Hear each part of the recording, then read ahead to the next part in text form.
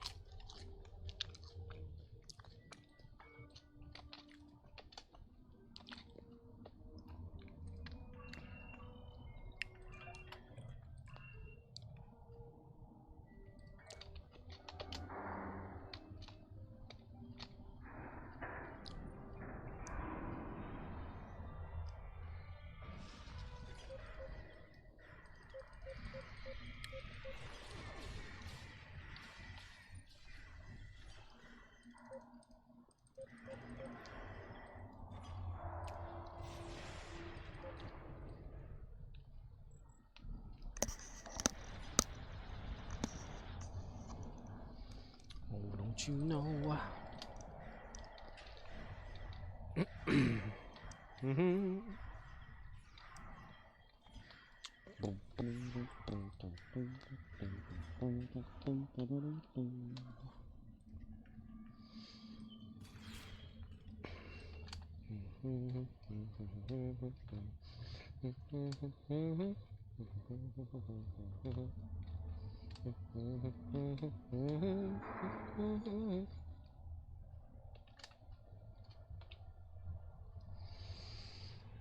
Nasty food going down the stomach.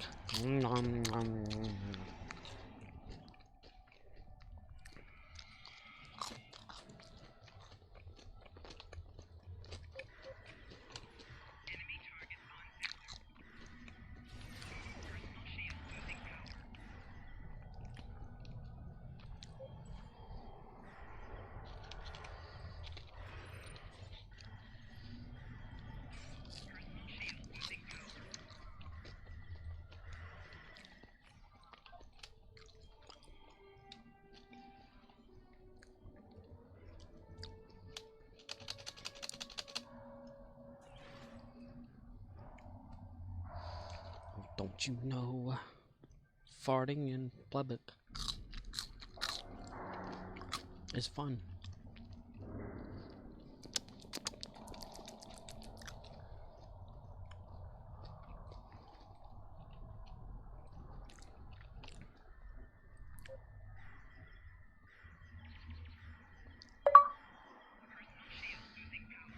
Dyson Ground Daily. Hello, Oxnix.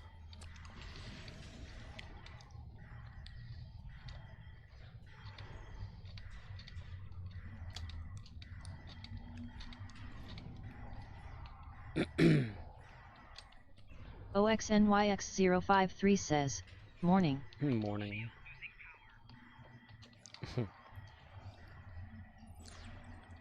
Good eve night. Good more night? Is it more night already?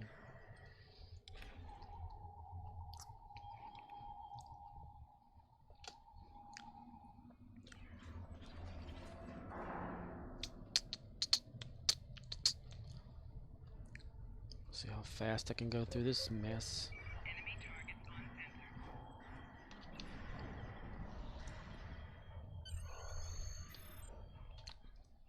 Yay.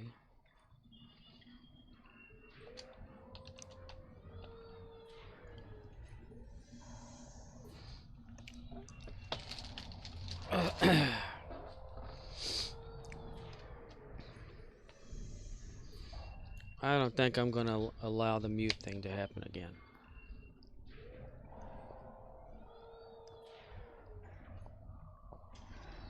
God, I can keep drinking water. I don't know why. Because, had a mute thing, channel points thing that I was testing yesterday. 30-minute mute time. I was able to be quiet for 30 minutes. Except for typing in the chat, of course. Murdoch says, Unclejo fire Unclejo 9 Rilo and Unclejo 9 Rilo mid Unclejo 9 Rilo jury. Unclejo. Uncledge your anus. OXNYX053 says, that sounds painful. Yes.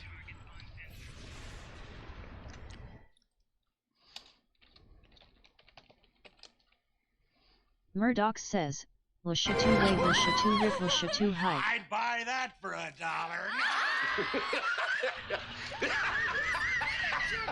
Murdoch says, kick kai kick cheers kick kai.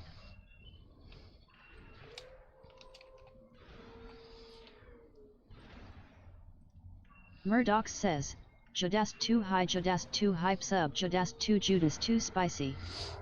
Judas too spicy. Yes. Murdoch says, Danda des US Danda des US Danda des US. Aha. Sus. Murdoch says, Cholera fire choler razatheruf cholera fire. Fire. OXNYX053 says, Apulif WD. WD?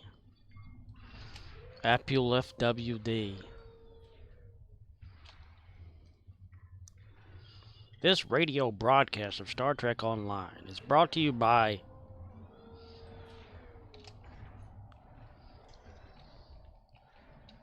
no one, that's who.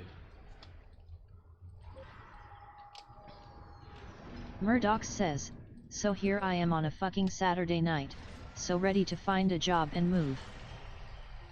Well, it's Saturday. Did you have your MRI done? And what about your Saturday night date you were talking about? What's up with that? OXNYX053 says, well, I've got to tuck the family in. Tuck them in nice and tight. Strap them up to the wall as hard as you can while you're trucking. Yes. Okie dokie. Roger that. Caught in the trap. OXNYX053 says, have you considered the lucrative profession of truck driving? Driving down the street, he's a trucking. You and me, we's a trucking. Didn't Murdoch, didn't you say you've done something like that before? Trucked a little? Murdoch says, yes sir I did. She said yes to it days ago, but when I followed up with her she was sort of mess, so whatever, she was probably just a stupid country bumpkin anyways. Murdoch says, I used to drive trucks yet. Used to could, used to did, used to went there, used to did.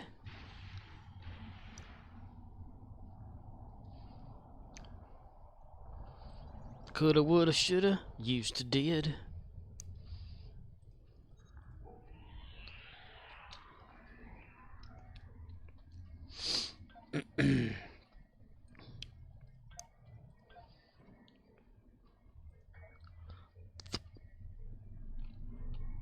Wow.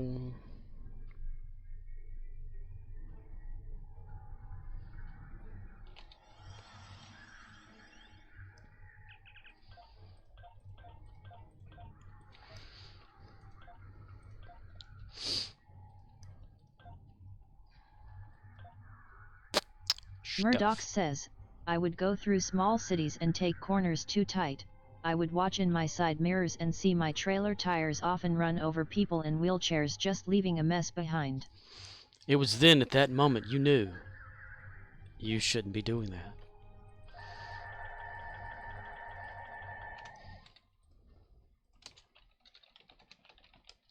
It was at this moment he knew. He fucked up.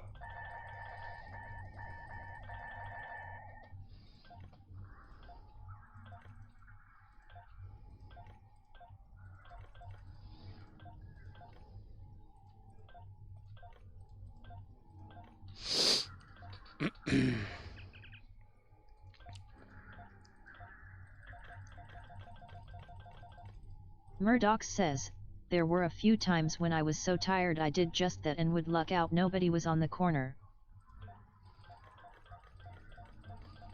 So what about team driving, like Oxnix does?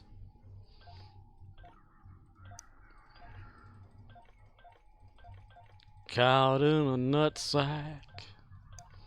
Caught in a Murdoch nutsack. says, did that once, it really sucks. You wish there were just an I in team.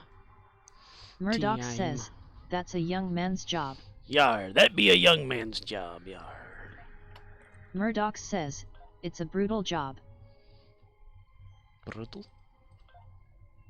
OXNYX053 says, oh yeah. Sleep in a moving truck with some other jack wagon hitting potholes on purpose. Murdoch says, it's not healthy. It's not healthy. Well, Ox seems to be perfectly fine.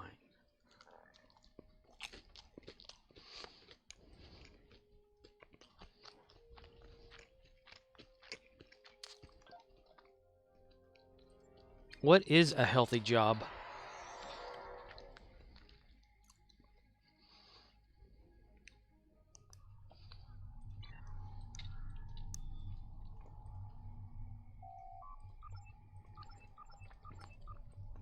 OXNYX053 says, luckily I don't exactly sleep most of the time anyway, but just deep mediate. OXNYX053 says, health job. Beer tester? A health job. Doesn't have to be a healthy job, it just has to be to do with health.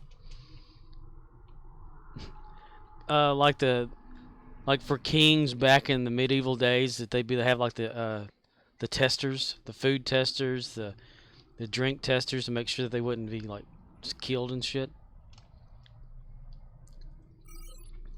We can go OXNYX053 says, I've been a nurse's aide. A nurse's aide? Murdoch says, a healthy job is one you can work in time to work out and doesn't force you to eat nasty shit off the highway. Get your motor running. Head out on the highway. Looking for adventure. And whatever comes our way. Yeah, darling, gonna make it happen. Take the world in a loving embrace. Fire all of your guns at once and explode in the space. Yeah, yeah, yeah, yeah, yeah, yeah, yeah, yeah, yeah, yeah. Who's to say he doesn't just eat shit off the highway?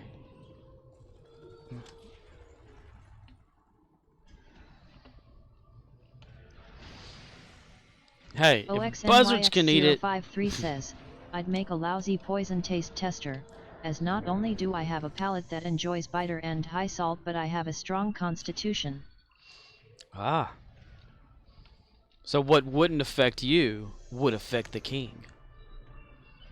You can be like on the Princess Bride. We just became immune to all poisons.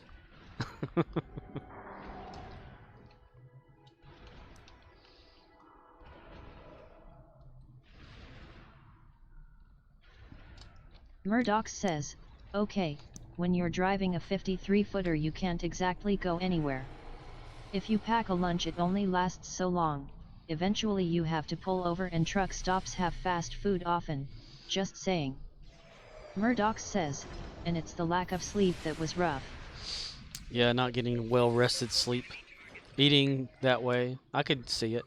There's a lot of truck drivers come in over the road, you know, that spend the whole week away from their families and stuff, that drive through where we're at, and they'll talk about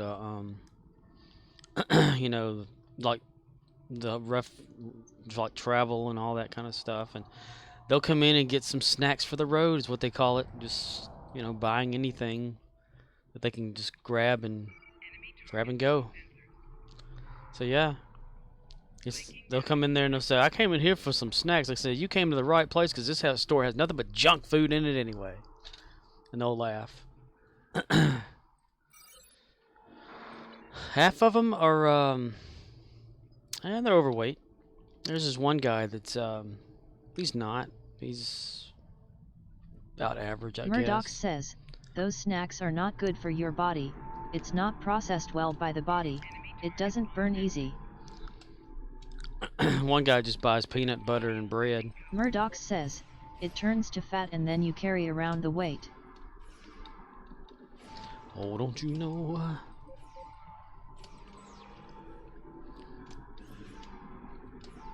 But it's a trucker's life. OXNYX053 says, our truck has a mini fridge. So I often make my own lunch meat sandwiches, with lettuce. But after a decent one of them, I have 2 meal bars, 2 slim fasts, and an apple every night.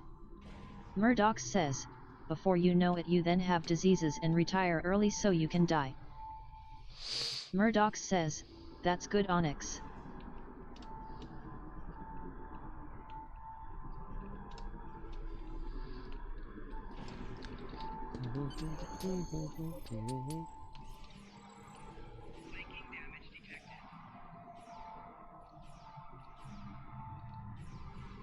OXNYX053 says, Love's Travel Stop has a cold bar with pre-made salads. I've been doing one of them midweek recently.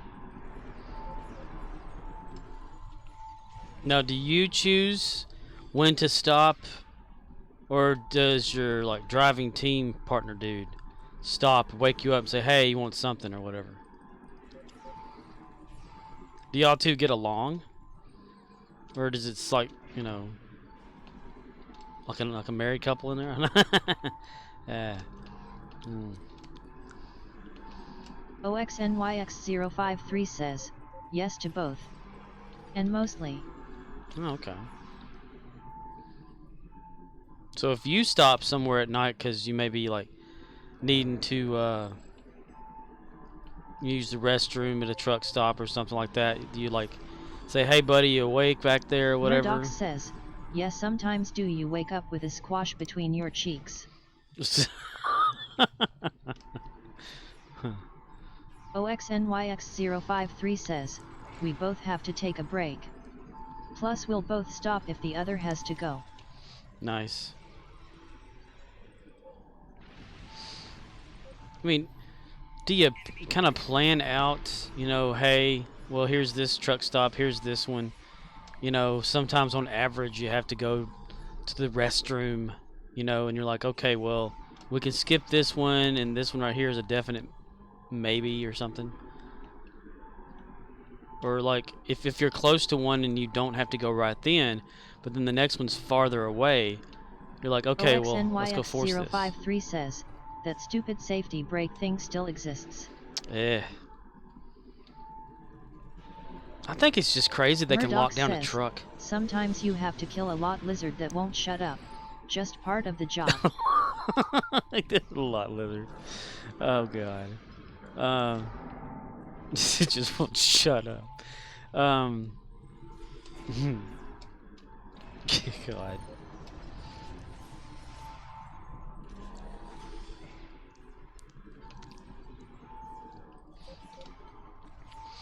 Now, do the like drive times or whatever like that affect stop time?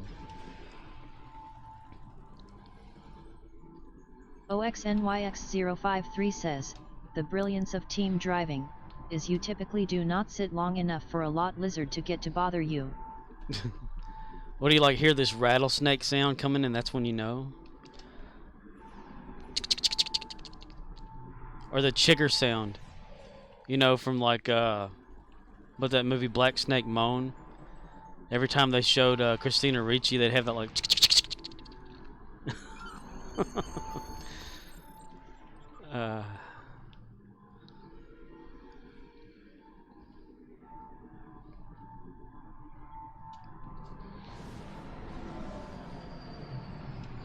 because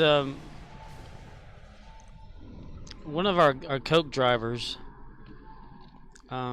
recently delivered, and he said that he was almost out of driving time, and he wouldn't be able to like stock the shelves or something like that because he was almost out of time. And I was like, oh, okay, well, you know, drive time and all that kind of stuff, I guess, works in side by side with unloading and stocking what's in your truck and stuff. So he just pushes it onto like a U-boat in the back room and leaves it back there for us to stock and goes about his way. So I was thinking maybe.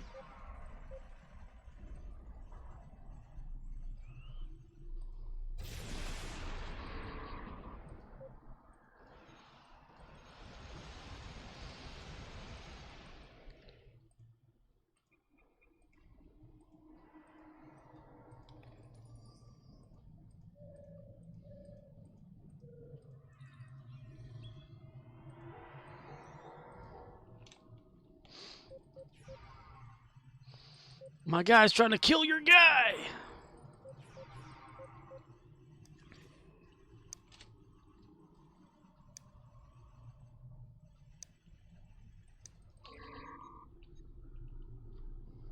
Huh. I gave him immunity whenever I gave him speed. Look at that.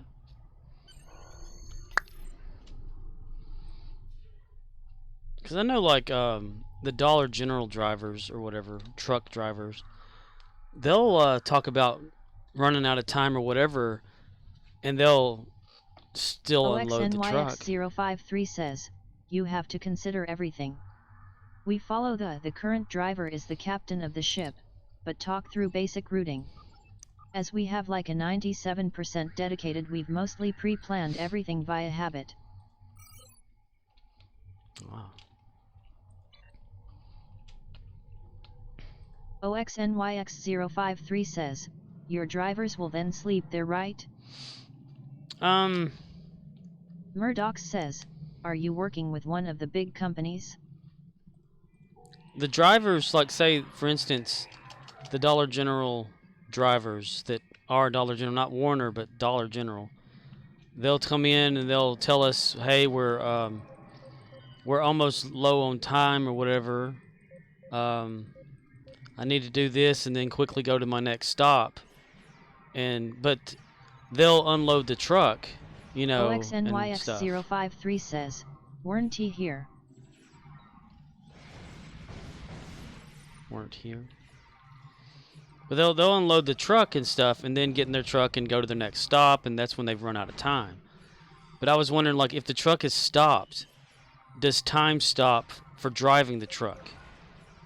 Like, if you just pull into like a truck stop for maybe 10, 30 minutes or something like that, does it still count against your drive time?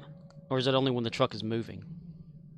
OXNYX053 says, it's complicated. Yeah, I kind of figured it would be.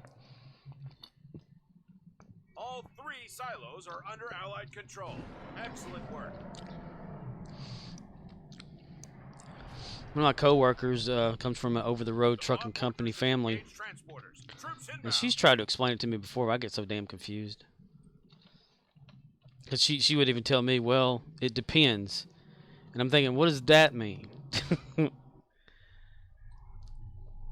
mean, surely, like, the Coca-Cola guy could have probably stocked the shelves because he wasn't technically running in his truck. Dude, I know what I came out there for. Shit. Okay. I was going to lay down some of these points.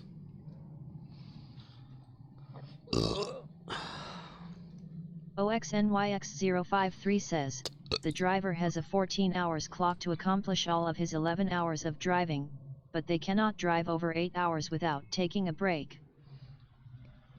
Yeah, okay. Yeah, I knew about like the needing to take a break thing. Cuz it's like working inside a place, you know, like for 8 hours, take a break. You don't want to overexhaust and then run over a superstar like that Walmart truck driver that time. OXNYX053 says, plus there is a so many hours over 8 or 7 days. Now, if the truck drivers are close to running out of time and won't make it, they'll say, hey, can I park here for the night? We'll say, yeah, sure. You know, we don't mind it. I'll tell them to go ahead. They'll come in and say, hey, can I use your microwave? I'm like, yeah, man, you work for the company too. You're an employee. Come back here to the break room. Hang out, whatever you got to do. You know. At least that's how I am. Other employees I've worked with over the years say, don't you let them in our break room. I'm like, why not? They work for us. They work with us too. But then you have the Warner drivers. Hey. I'll let them do it too. Yeah. Murdoch says, it's at that moment they feel super special. That's right. Or they'll say, hey, you know, you have any like cold water? Because they know that we have water in our little mini fridges in the break rooms and stuff like that. And they'll say, hey, you got a water I can have? And we're like, yeah, sure, man, you know. Because they'll be hot. I mean, it's hot out there pushing that shit in. We'll let them sit in the break room and chill and hang out, you know, and rest up if they don't have to go anywhere.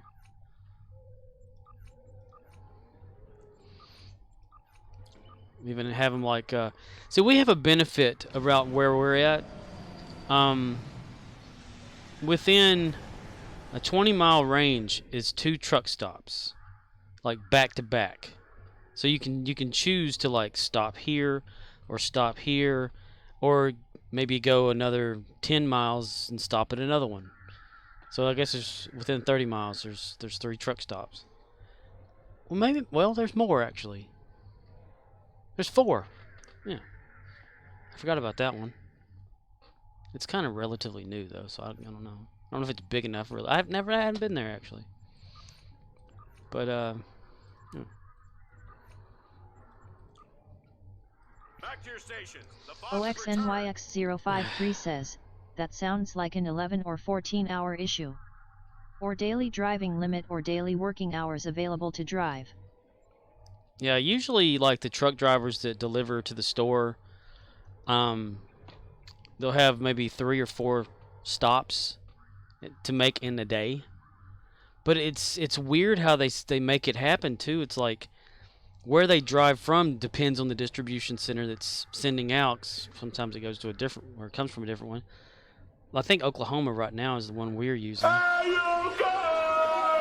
Hey Riz. It'll have it go like south of us by maybe 20 miles to a different store. Then it'll come to us. Then it'll go back south again to like say 40 miles past us and 20 miles past the other store. Then they come back up through and shoot off to another store that's above us like 6 miles away or something. And then they'll go back to distribution. We can't figure that shit out.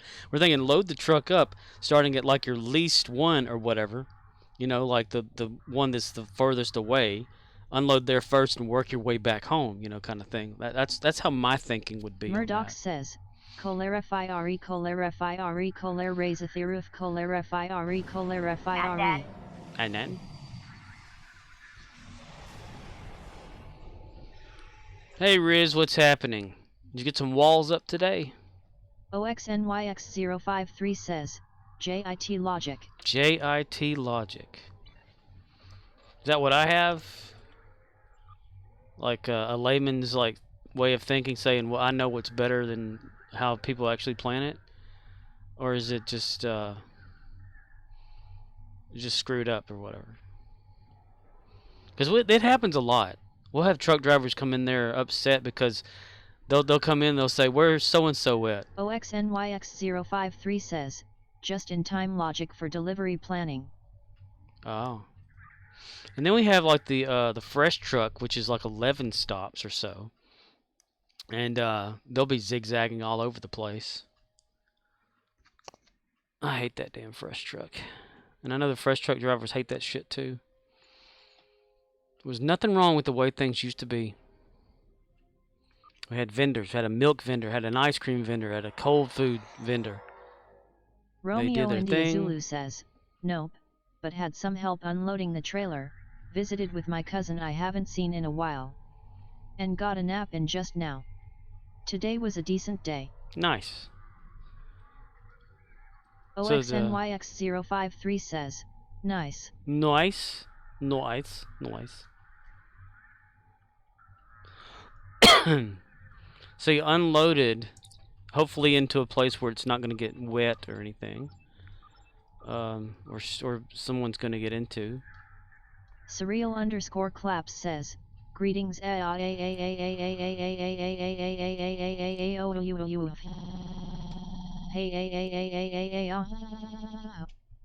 Romeo India Zulu says, and by help I mean, they did it for me as I watched. They did it for you as you watched. Nice. Did they unload it into the house, just on the floor? So it would stay in a nice dry area? Did they compliment you on your, the walls, you know?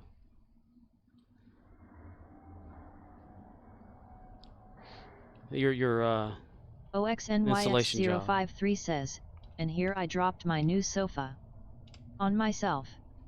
Only a slight compression injury on my left hand.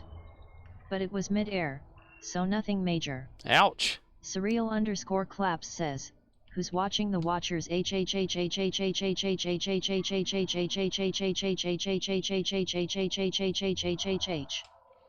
Murdoch says, my sprinkler goes like this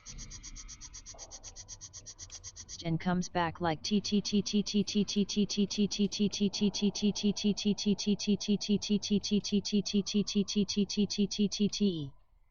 Romeo India Zulu says, gotcha. Yes, leaning against a wall, not laying down, they were rather impressed, yes. Nice. Surreal_claps says, bass. Surreal_claps says, H. Surreal_claps says, T. Isn't it like the sprinkler supposed to like come back and go on like a different sound than just T's? Like because I've heard someone do that in here, like actually like they'll spell it out, but it would actually say that instead of TTT. It goes Surreal_claps says TTTT.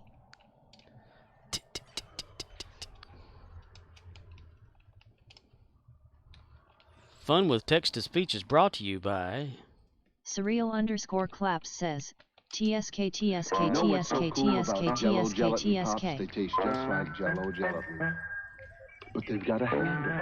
So while your right hand is doing this, your left hand can be doing this or you know. Surreal_claps But if your left says hand sees how much fun your right hand is THK. having, it won't want to be left out. Okay, now you have to share. Jell-O gelatin pops. Real Jell-O gelatin, only cooler.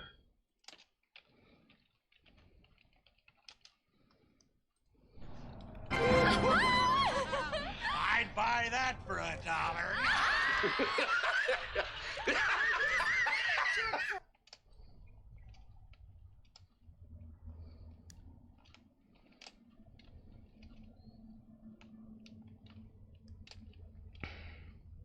Think.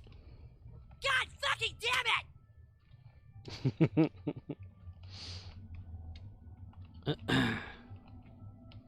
Surreal_claps says, glorious.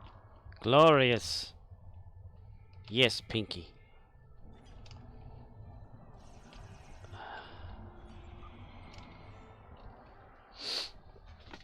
What you been up to, Mr. Surreal Claps? Surreal_claps says, Braille?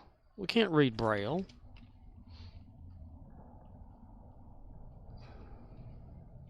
That would probably make a lot more sense if I had like a wider range. Let me look at this here. See. Let me pull that out so I can see. Shrek? Romeo India Zulu says, Shrek. Aha, I see it now. Yeah. Because on my overlay it's shrunk together more, so I can't really see. Surreal_claps says, just surviving if anything. How have you been? Drained, tired, weak, sleepy, and tired. I have to fill out a witness statement, and I don't want to.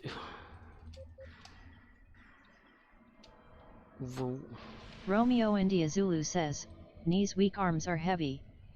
Is there vomit on his sweater already? Surreal_claps says, for what? Mom spaghetti. Let's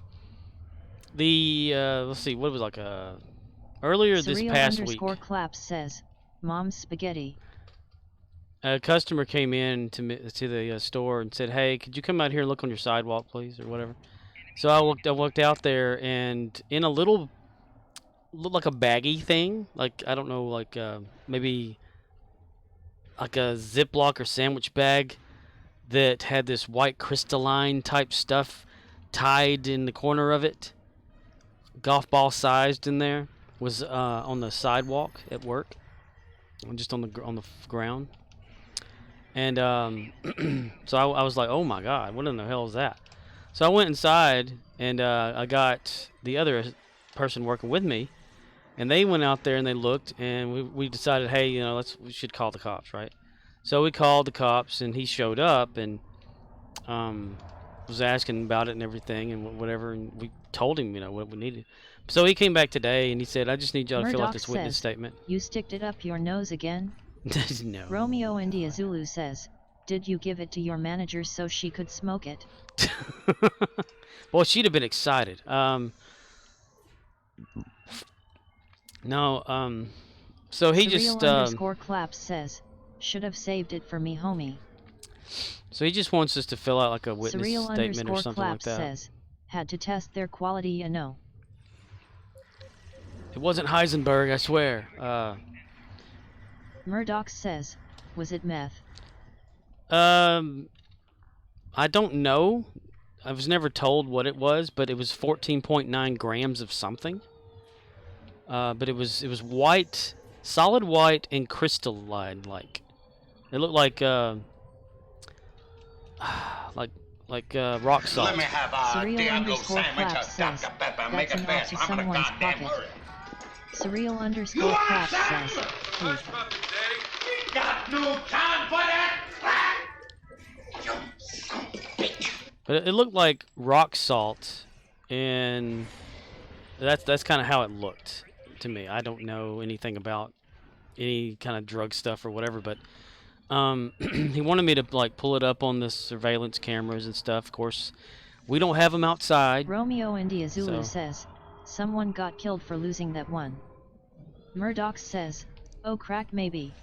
I don't know. Surreal_claps says, happy face. But yeah, whenever he came up there and see the assistant, or not assistant, but the other person that was working with me, I told her, I said, we shouldn't pick it up, leave it right there so the cop will see where it's at. OXNYX053 says, hi. Hi. But I was checking people out in the store, and she came in. Surreal_claps says, trade_mark. Trade_mark. She got one of our Dollar General bags and went out there and picked it up inverted into the bag and took it to our office after we had called the cops. And he said that was fine, or whatever, you know. We just need to know like the details. He asked us like who the customer was that brought it to our attention, and we got a hold of them, and they came up there and filled out a witness statement too and stuff. And whenever he went to look on like the surveillance footage of just inside the store, like wondering who it could possibly be, the camera was kind of like all jaggy, you know, like out of sync and stuff, and swooshing back and forth and to the front door, so you can't see who comes and goes correctly. It's in the office that problem is occurring, but they won't let me fix it. And they won't call anybody to fix it. It's like they need it to be that way for some reason. Murdoch says, so it could have been the managers. No. Manager hasn't been there, and probably won't be there anymore. I don't think. Maybe, maybe not. It's highly looking possible that no. But still with the company, so I don't know. No, they think they know who it was because of like someone that was in there. I don't know who these people are though. So I couldn't even tell you their name if I knew it. But I just have to fill out like my side of what occurred in my perspective or whatever, which is not nothing. It's nothing at all really. Just that the customer came in, told me to come look outside. I did. I saw something there, whatever. Went inside to get the other associate. She went out there. We decided it'd be a good idea to call the cops. And then I came in and checked people out on the register. That's all that happened in my point of view. You know, well, she stayed guard out there. And Surreal_claps says, manager peeped in the window to see if things were in order. However, you almost spotted one of them and they got very spooked and dropped their drug bag hastily on their way to flee to safety. Whenever the cop looked inside the bag that it was put in or whatever, he goes, "Oh, somebody's gonna be pissed."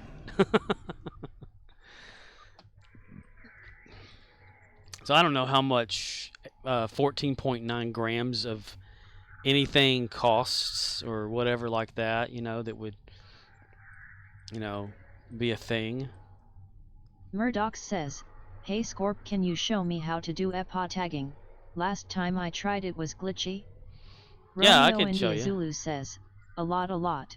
Surreal_claps says, Emma, go look it up, see if internet can provide details. But people were telling me that like if it were crack, it'd be more of like a yellowy substance, and it wasn't yellow. It was solid white. You know, so that must have been meth. That's what we only guess. We don't really know.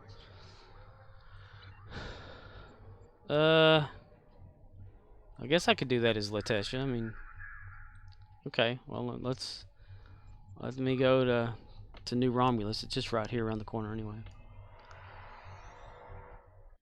No, I've been told that they're probably going to move our manager to another store. They have to catch... Romeo India Zulu says, that's just over a half ounce. I don't know ounces and stuff.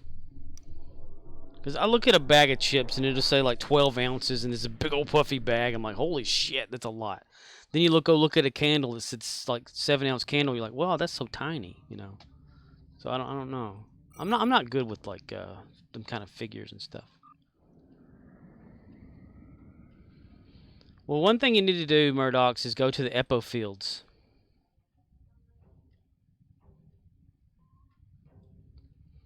That's the first step. Go to New Romulus, go to the transporter if you have it unlocked. If not, you have to run there. Murdoch says, I'll follow you. I'll follow you off a cliff. Latesha.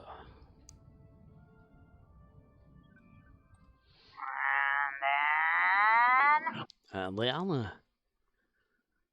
But since my manager backed into one of our associates' truck, and the truck survived because this truck, they called it Black Betty, being New Romulus.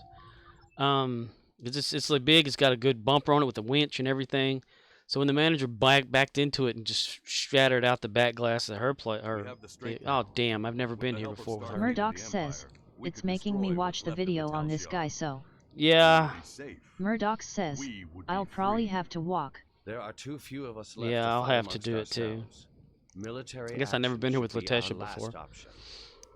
But See how talking to them will be the enough. manager is trying I'm to avoiding tell that insurance or whatever that If my people are the to find a home other here, there vehicle must be a leader capable of building the ran new into future. her, A look even though it at was our parked and there differences was to find harmony. witnesses around to watch You this are event that happen. leader, Data. Since But I the was a cop child, dude was in hiding today the giving us sewers those of the witness capital statements. He was said, the well, you had to file a unification police report I first, was and forced nobody to filed a resist police Surreal report. underscore Romulans clap would says, once again from walk what I could beside their gather from the Vulcan Department brothers of and Justice sisters. website said the Before that can 2017 happen, we average need price to for meth per rebuild. gram was We need a home to $76, replace putting the what was grand lost, total at to see past our grief and find $1,132, but acceptance. that's We need to 2017 reconcile with the estimates. remnants Holy and shit. end the centuries of strife and depression. Over The fate of $1,000? both our peoples rests here. So We either 14.9 create a grams new would be homeworld like out of the ashes, a hell or of a we lot, wither man. and die. Romeo India Zulu says, Thank you for while agreeing to you're assist there, us. do the Cave I'm Area grateful that Daily, both the Ruins Federation Daily, and the Empire Vastum Peaks temporarily Daily. put aside their differences Murdoch to help says, create a new damn, Romulus. I may have to get some then. This proves that unification is possible, both for my people See, and for yours. the We're customer that building a was new in home there here. with someone Romulans else, it's like and she was humans real can't skinny and continue on like kind of nothing's fidgety changed. acting, Everything and they is happened to different. just park We are a away changed from the people. door Surreal in that underscore path. clap says, pounds went for Wounded anywhere us between greatly. $5,000 to But that wound will $12,000 not be depending fatal. on the state from 2012 There's to a great deal of work to do 2017. before Holy we can shit. truly call this our new home. Oh my god, But this with guy your can't help, stop talking. I know Mol Rihan, or New Romulus in your language, will someday be as great as what we lost. Kylo is in charge of the staging area. He can give you more These information poor about bastards what have we been trying to need. get this place There's up and much running to for do and years. little time. We left our first home to remain free. We lost our adopted home to treachery. Surreal May this underscore world be clap the home says, we have sought Kylo for so Ren. long. Kylo A Ren. place where our descendants can live in peace.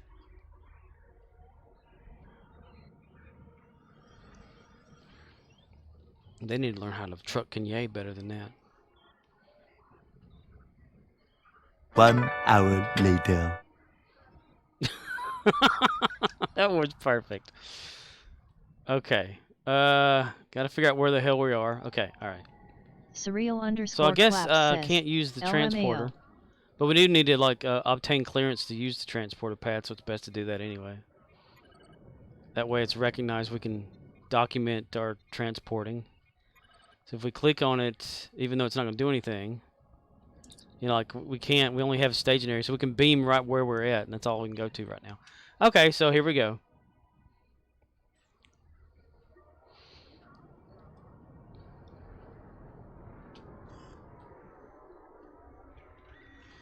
I can give you an 8-second boost of running fast. I'm going to go by memory, so I don't really remember where this shit's at. Well, I guess I can look at this, can I? Epo Field, so we need to go across the bridge. Alright. Alright, everybody get together. I'm going to hit that. For 8 seconds. That is so stupid.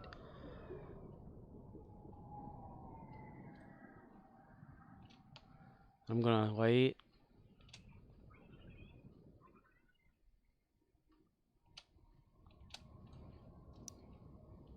Epo Fields, congratulations. You're here. Just have to run to this guy over here. He's over here somewhere, like this tent guy or something. Romeo India Zulu says, sometimes I do these dailies because it's a couple thousand dilly. Just saying. Oh, that's nice. This person here with the quest thing above their head. So you click on them, continue. It's Epo Lady from Q's Winter Wonderland, by the way. And do the tagging, which it's not there for me, I don't think, for the Endeavor, but it should be there for you. And then once you acquire that, you run around and look for all them damn animals around here, and just getting close to them, and it'll say tag Epo, and you're like, okay, tag Epo, tag Epo, tag Epo. Do as many as you want to. You can do one, and that's Murdoch about it. says, wait, I don't see it. You don't see it, do you? That's something about Murdoch says, I choose the mission instead. Whoops. Whoopsie daisy. Whoopsie daisy. Help, so I think it's, what is it, something. It's on here somewhere. Murdoch says, damn it. is it tell me about raising Fs? Apples. Surreal_claps says, Tag, yeah, okay, yeah, it's the mission thing. I can help right now.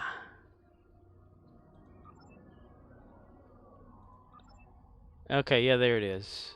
Yeah, you have to do the new Romulus Forest Epo collection in progress. To do that, run around, find an Epo. Just run until you see these little critters running around the ground. Murdoch says, okay, so what I do now? Yeah, just keep finding little Epos and tag them.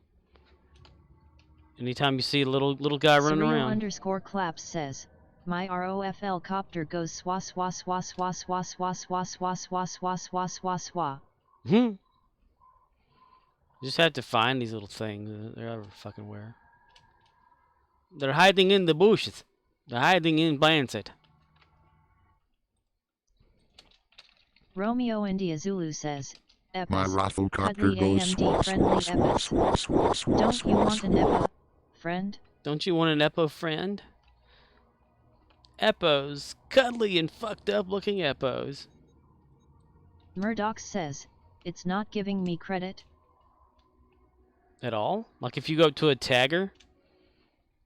Like go look at all these damn things running around over here. Like, yeah, you just click on it, say tag, click on it, say tag. It does a little counter thing up here at the top. And go back again.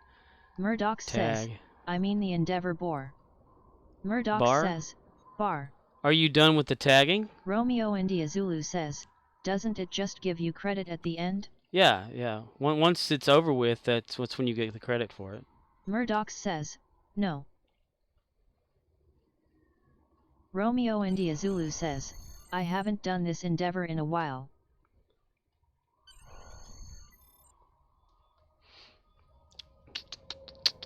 Then you turn it into camper guy, lady, whatever her name is. In progress. Message or something. Turn in Epo tags in green. Claim rewards. Yay, I got carrots.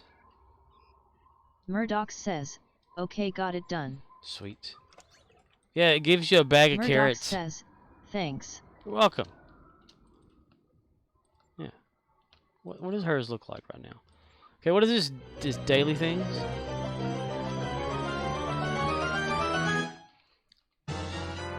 And while you're here with that guy, come over here to the transport pad and obtain clearance for the Epo fields.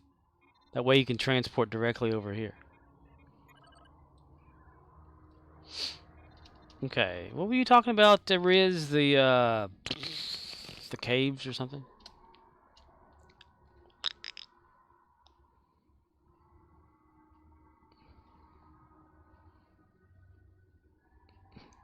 Auntie Ella, what you doing, Auntie Ella?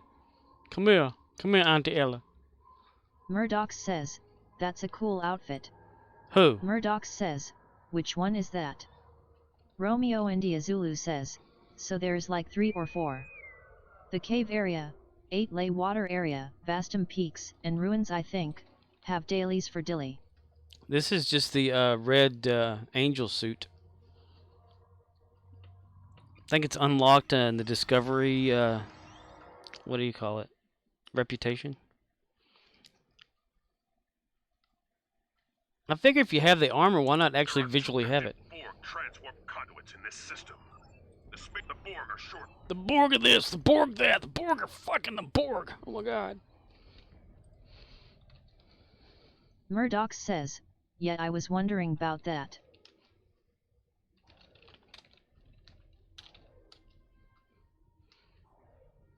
Wondering about the yacht.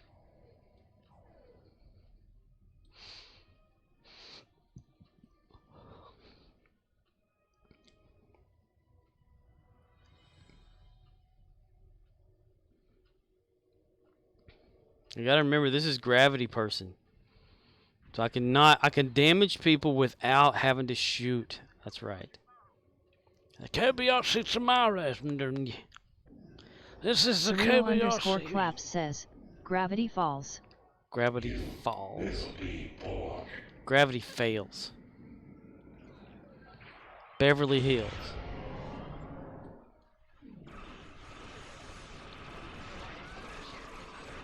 Romeo India Zulu says, stepped out for smoke, losing connection. Will rejoin chat in a few. Surreal _claps says, Roger. Gravity fucks. Roger that, Riz.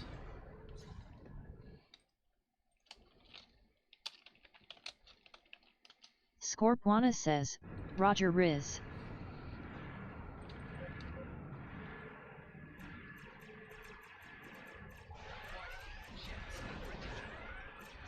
Remember, I can do this _claps out. says, smoke is a good idea. I'ma hop out but be in chat still. Remember, I don't have to shoot with this character. I can just use gravity whale. Remember. Funny how I need to shoot.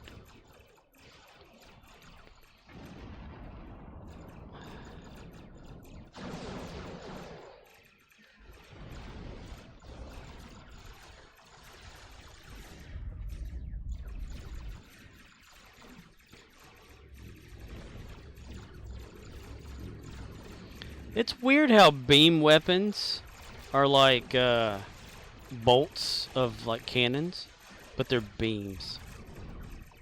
I would think a beam is sustained. This game is so weird. Desperado, why don't you OXNYX053 says, you should pick a modality. Like tactical or auxiliary. Tactical or auxiliary? Well, this is supposed to be like a sciencey type build that uses gravity well and something else, something that does things with gravity or something. But I got backup like actual weapons to shoot with and stuff. I don't know, there was something. What was it? Was it Arcanaloth that was trying to show me that? The science thing?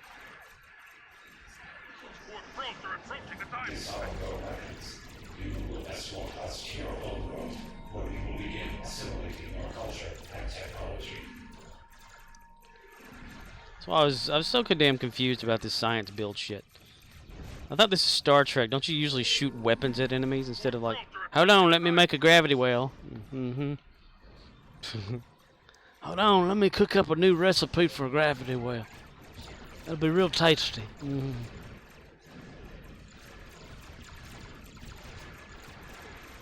OXNYX053 says, gravity well to bring a mob together.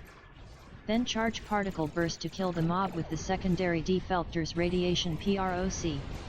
Oh yeah, that particle thing. Where is that?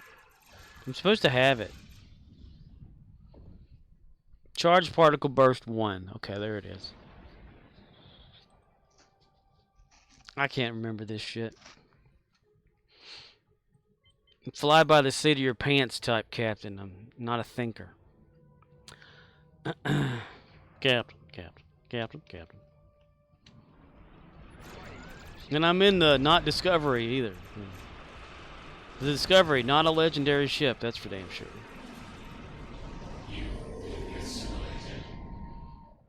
No, I am not will be assimilated. You are you will be assimilated. Or something.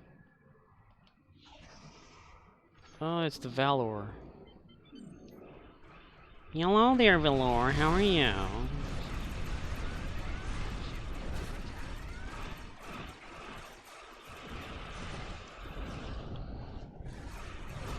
I can't see what the hell's happening. OXNYX053 says, I think I'm going to make my omelet early. I'm hungry. Do it.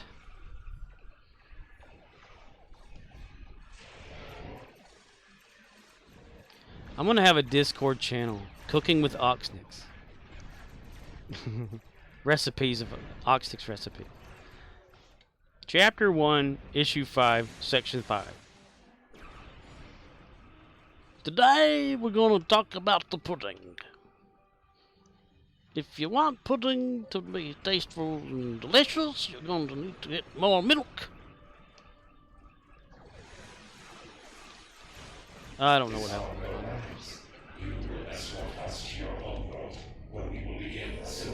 What in the world? Why did it do a flip? I don't get it. What the hell? I didn't tell it to do a flip, and it just flipped in this.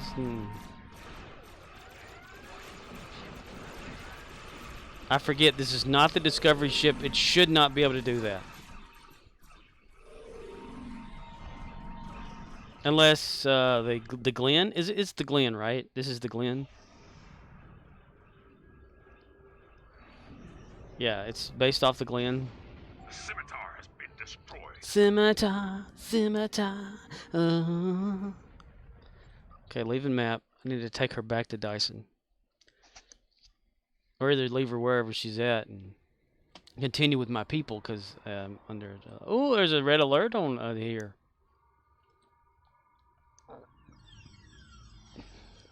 Elsa. Captain, I'm on the planet. I'm on the planet, Captain. Oh my God, get away from me! Okay. 16. Okay, completed...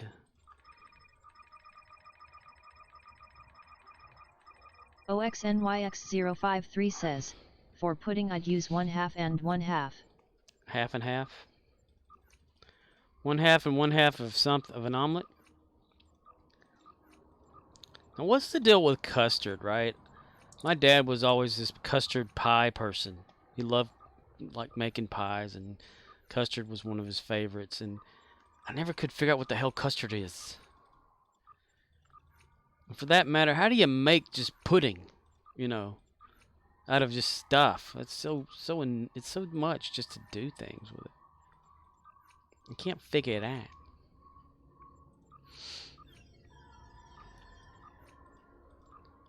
Like when making vanilla pudding, what the hell do you use? Eggs or something? Like if you're gonna make it from scratch, none of that like store-bought pudding.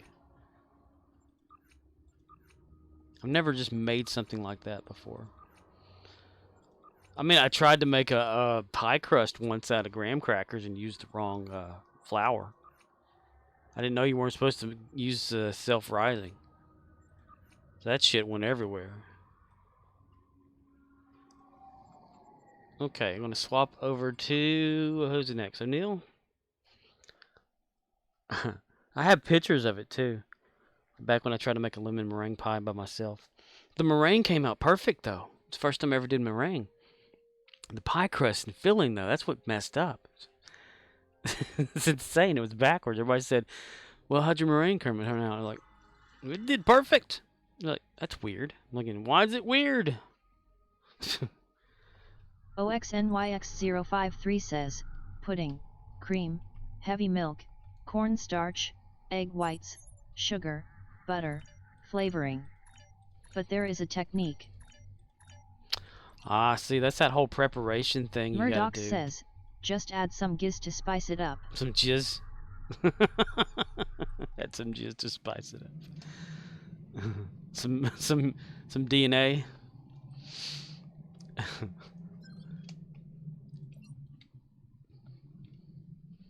What you want to do here is add, it's like a Martha Stewart thing, you know? You'll want to add some some human eggs to this one here, so you don't have to crack them open, you just mix them in right here, you see? It's like caviar, but it's human caviar. You think whenever Martha Stewart was in prison, she cooked for the warden? Or did she just stay at home? Shit. They quote-unquote say she was in prison, but actually she was just at home. She'd do a David Copperfield or Blaine. David Copperblaine.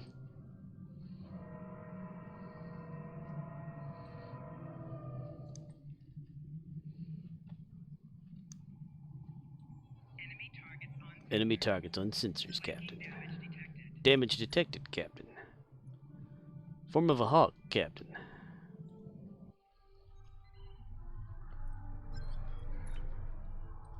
Let's go to one that's gonna actually be right yonder. Right yonder.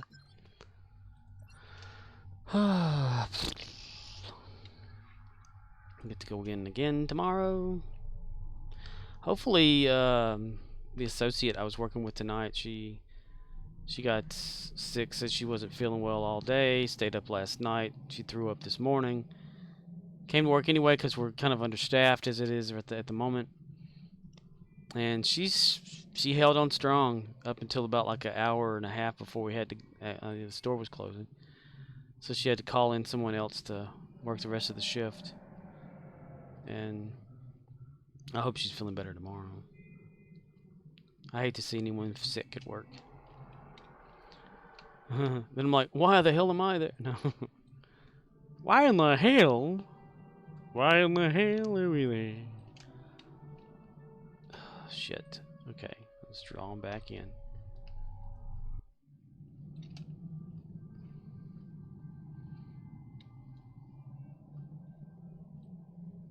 You know, that really grinds my gears. Really grinds my gears too. Hi, I'm William Shatner. My car broke down while I was on my way to give a speech about how TV keeps families together. Sorry, like to hear. No, I gotta run. I don't want to miss you all. You need shit so bad. OXNYX053 says, only if you eat a lot of pineapple first. Eat a lot of pineapple? Man, I don't understand. Okay, check this out, right? I like pineapples. They're good. I drink the pineapple juice. It's like Del Monte or whatever pineapple just juice in a little can or whatever, which is pretty good. Except now whenever I drink it, it's like, you know when you vomit, that taste? It tastes just like vomit. It tastes just like vomit. Bile vomit. So it's like vomiting back into your mouth. And I can't drink it anymore. I don't know if it's because of the sugar in it or whatnot, but and every once in a while there's little chunks in there. I don't. Romeo India Zulu says, oh, that's just nasty. Yeah. Murdoch says, a lot of that crap, you think you're drinking juice but it's lots of sugar, it's bad. Well, it says on the can this 0 added sugars. So it's natural pineapple sugar. According to that, I have not had a pineapple in a long time. My mom tried to make pineapples, grow them, you know, like you take one from a grocery store, you chop the head off of it or whatever, or the top piece, dry it out, and then do something to make it regrow, and it like you can make more pineapples or some shit. It didn't work.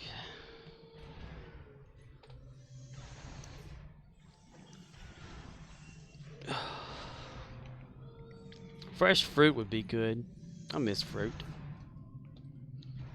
Romeo India Zulu says, but does it say contains 0% actual fruit juice like some fruit juice drinks? 0%. It says 100% juice. Murdoch says, today I bought cold pressed juice from a place that presses it from tons of fruits and vegetables. Amazing drinks, the best. Someday if you're in a grocery store, ask the manager if they have cold pressed. It's never as good in the grocery store than at a special store that does it, but better than that crap. Oh, I'd bet our grocery stores won't do that around here, that's for damn sure. OXNYX053 says, we've got orange juice, an orange drink, with 10% fruit juice. It's like that, the honey we sell at Dollar General. It says contains sugar and honey. You're like, I hope so. Murdoch says, they won't do it. However, there are companies that are doing it then shipping it to grocery stores. Murdoch says, so ask anyways. Ask them anyway and tell them that you said to ask them. Alright, so that's one. Let me look it up. I'm gonna look it up, dude. OXNYX053 says, Thing to remember: beet juice is basically just natural liquid sugar. Beet juice. Beat it. Murdoch Beat says, it. that's true too. No one wants to feel OXNYX053 says, because you know, sugar beets. Oh, dude, they actually have it listed here on the Dollar General website. I forgot they do that. They do that kind of stuff on there.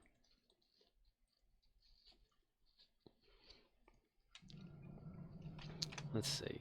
Murdoch says, the way I see it is, if you cut out all sugar in your life except for natural sugars in real juice, you're doing it. Scorpwana says, https://www.dollargeneral.com/products/product page.del Monte pineapple juice 8-1 FL ounce can.html. So strange that it's on the website. I always forget about that shit. I forget people can shop on there, and we have to go get their shit. And they do that too. It's so wild. I need to go back over the CBL for that, but I never have time. You can only take those little computer-based learning courses while you're clocked in. But when I'm clocked in, we're doing so much other bullshit. The vitamin C in the juice is good for your skin too. Smokers, though, are not able to get the benefits from the vitamin C because of what the smoke does to you, why their skin goes wrinkly. Yep, it prematurely ages you. My mom has one of those little cigarette machine things, like that you can pack the tubes with the tobacco. Romeo India Zulu says, I heard a while back they did a lab rat test. They gave them a choice between heroin and sugar, and they always chose sugar. I think that was supposed to prove sugar is that addictive, but what if the rats didn't want to be junkies? Right? Maybe they're thinking about it. I'd always heard, like, if sugar was not discovered first. OXNYX053 says, that would marinate a steak nicely. Heroin?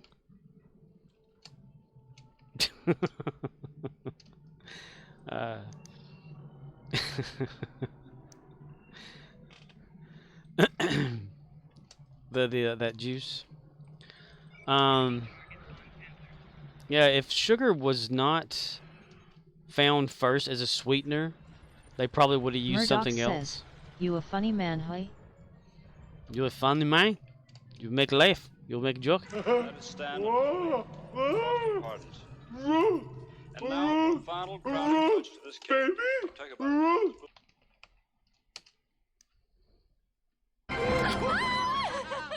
I'd buy that for $1.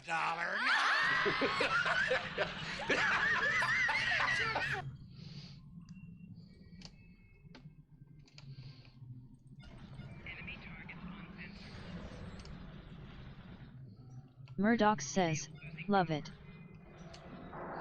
Love it. Leave it. Better gain weight. Better hit the bullseye. Kid, don't play. If there was a problem, yo, I solve it. OXNYX053 says, so they taste tested a salt vs a sugar. And the sugar won? Go figure. No, the pineapple juice for a marinade. Murdoch says, Danded Lover 1, Danded Lover 2.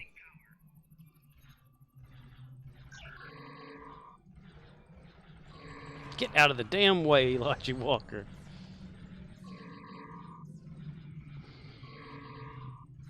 Am I not doing any damage whatsoever to that thing? Ah, damn it. I'm all the way over here. Holy shit. What the fuck? Yes, get off the damn screen. Okay. Okay, right. Okay. Senor, okay.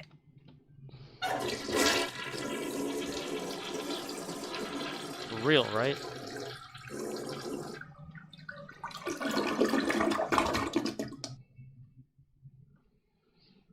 I need to get some more flush sounds. More than 20 bath. Enemy targets on sensors. Flanking damage detected. Stevia seems to be a popular choice of sugars. Riz be cruising. That's what my mom was talking about before. She does that whole Plexus shit. You know, that that pyramid scheme that she says is not a pyramid scheme. But she doesn't do it as much as she used to, like, you know, that whole club thing they did with whatever, promoting the shit or something. But something about, like, if stevia were found before sugar, stevia would be in more stuff as a natural sweetener. Well, I'm thinking sugar's a natural sweetener too, because it's natural. It's not like aspartame or sucralose or anything like that, which trick you into thinking you're getting sugar, or sugar alcohol. That's even worse.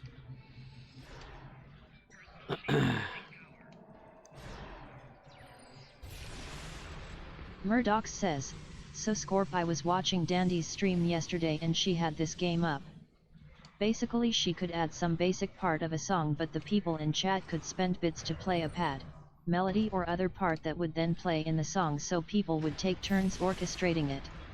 It cost me some bits, so won't do it soon, but was fun anyways. That sounds very interactive. Murdoch says, the music was like Zen music stuff. Murdoch says, not pop. Was it like strings and stuff? A viola. Heavenly? Stuff that you would think that would be in like one of those gypsy tents. Far out, man. Yeah, dude. Oh, somebody's got a default thread guy. We can go on together with suspicious minds. OXNYX053 says, stevia is okay. But somehow that company was able to copyright the technique of reducing the fluid from the plant to make a dry product through any means. You know, like drying the juice. Romeo India Zulu says, yo, why did you get rid of your other new channel points things but kept the one that ends your stream career? Murdoch says, it had all sorts of stuff, like Indian stuff, gypsy stuff, synth stuff, pads, beats, but all the sounds were designed to always fit in usually. Oh, the players just had to time it to make it sequenced. Oh my gosh, the lag for that would be sucking so much. They're still there. I just have them turned off at the moment. I'm gonna redefine them a little bit.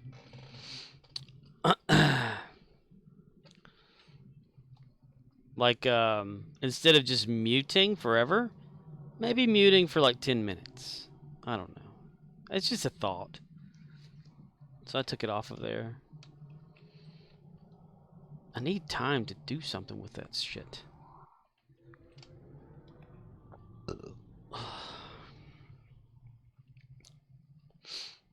Oh, dude, I could have used that. Shit. Never mind. Okay. Can go on together. Murdoch says, the lag wasn't bad because the program would hold your sound until the next 4-bar sequence, so it was all timed correctly in phrasing. Oh, cool.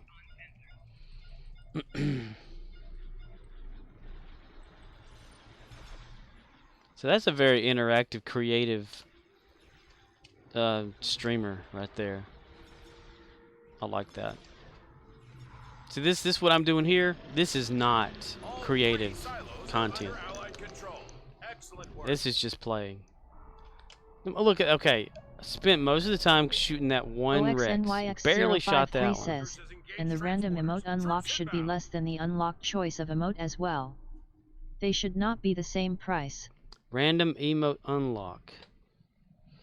Less than the unlocked choice of emote. Murdoch says, she walked away with a couple extra $100. She is pregnant. I figured I would play once. Dropped like $10 but did it all night.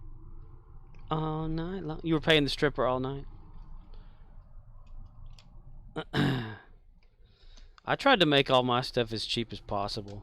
I think 80 channel points is as low as it goes. I mean, the whole channel point thing is ridiculous in my opinion. That's why I don't have things there. I mean, who cares about channel points? I mean, Murdoch says, I wonder if it's possible to rewatch her stream SEC. Yeah, I mean, if she has it so that it saves the VOD of the stream, then yes. You should be able to go directly to it. If she's a partner, that the stream will be up for longer than maybe a few months. If she's an affiliate, usually 14 days it comes down automatically. Or less than an affiliate. Romeo India Zulu says, dudes. Today I got on to do my dailies, right?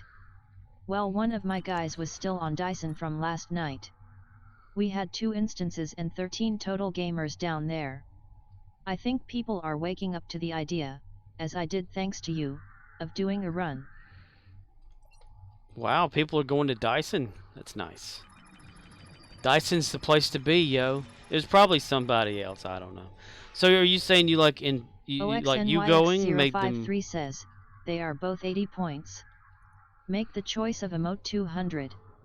So it makes it seem worth it, gives the thing a perceived value. Yeah. I mean, I'll change that up eventually. I don't know anything about what I need to do with points. That's the thing. You thanking me for Dyson? Why? It's the most boring event in the whole game.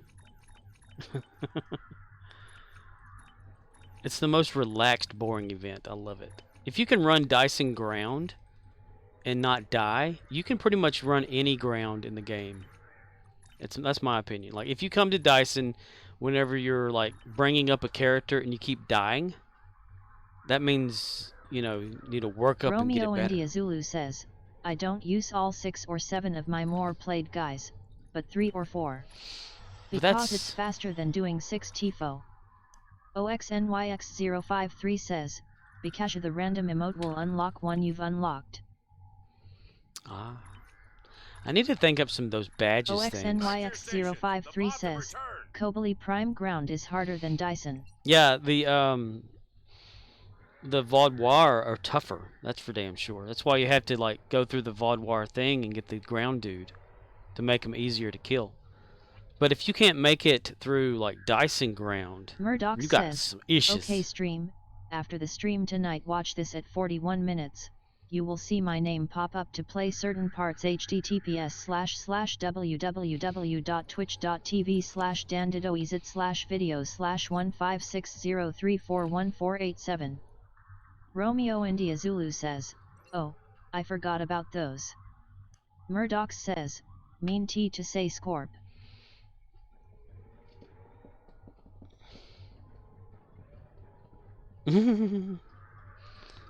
Oh, okay. I mean, I could, if I remember, I'll do that. Or post it in the Twitch Discord channel. Like that thing. I think you can actually maybe do seconds for videos. I'm not sure though. I don't know if it's like YouTube, you know, you can tell exactly Murdoch when. says, the jukebox thing starts at 41 minutes. Jukebox junkie. Let's take O'Neill to ESD. Forgot about those. Forgot about what? Romeo India Zulu says, so Nimbus, Dyson, Kobali, Romulus. Any other ground daily spots? Defer? I don't know if Defera is has any dailies things there, right? I think you can do daily stuff there, but it's not like super rewarding unless you have like groups and stuff. You know how you can have like, was it 3 or 4 people to make the challenge even more, to go underground or whatever there. But if you're there by yourself and there's a few people, you can't do shit because there's nobody around to do anything with.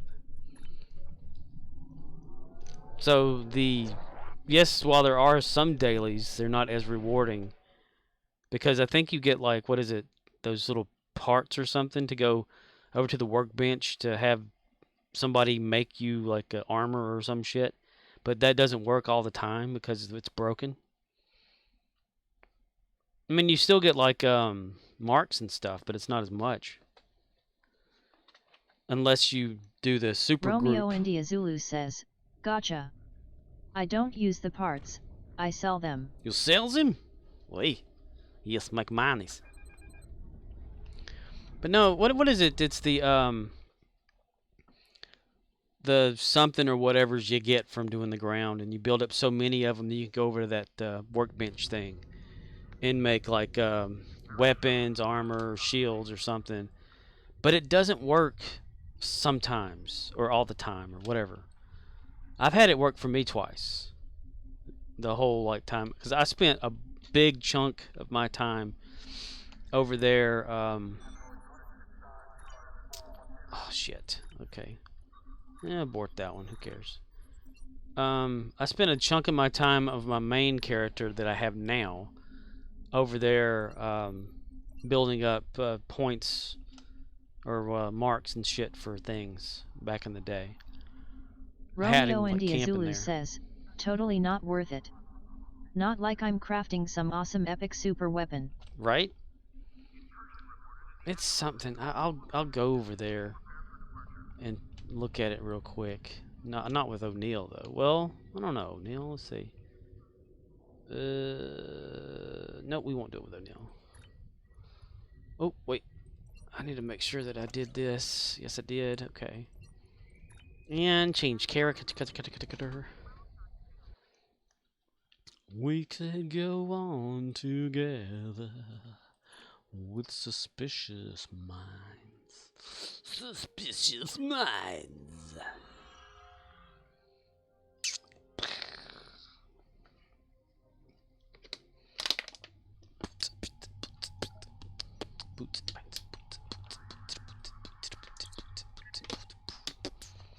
Oh, we're partially in the middle of something. What the hell? Oh, damn it. I didn't, like, check these in yesterday or whatever.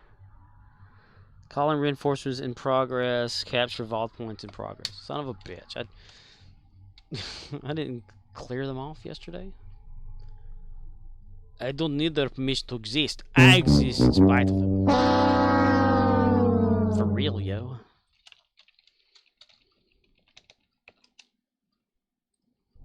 I'd buy that for $1.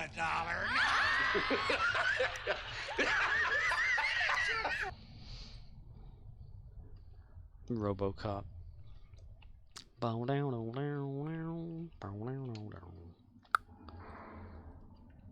Damn it, I didn't wait for the crew to get here with me. Shit.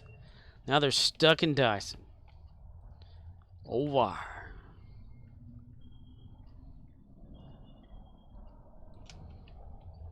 I mean, the good thing about Defira, it's great for Borg. You know, if you gotta like do some shit for Borg, I mean that's about it. Other ground places, like you were like listing, yeah, Kobali Prime. That's good for the Vodwar. I like the map of the Vodwar. You know, with all the hills and the like, you know, bunkers and shit. That's pretty cool.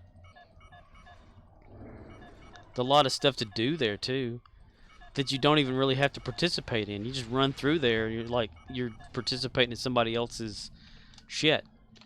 Like, you know, you beam there to Kobali Prime and someone's always gonna have some story mission going right there at that bridge. You can jump in there and shoot a few of them and get credit for it. I love it.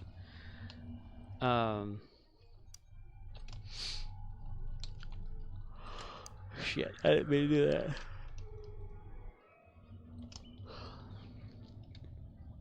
Let's see. Dyson, of course. New Romulus. Nimbus has got to be like one of my favorite, like, open ground. Like where you can have a huge away team and everybody can be there together. Versus here is only like, you know, just 2 people with you and stuff. And the Gorn are there on Nimbus. That's what makes it more fun too.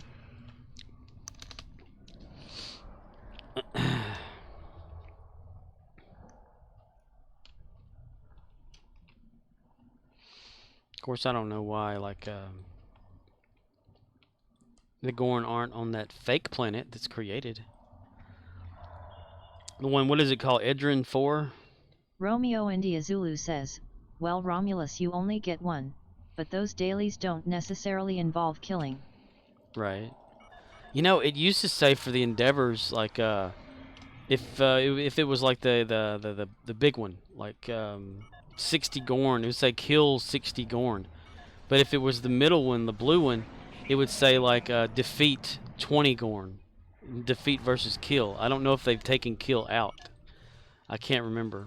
That's what it used to say, because I took like a screenshot of that shit one time, I think. Where it said kill Gorn.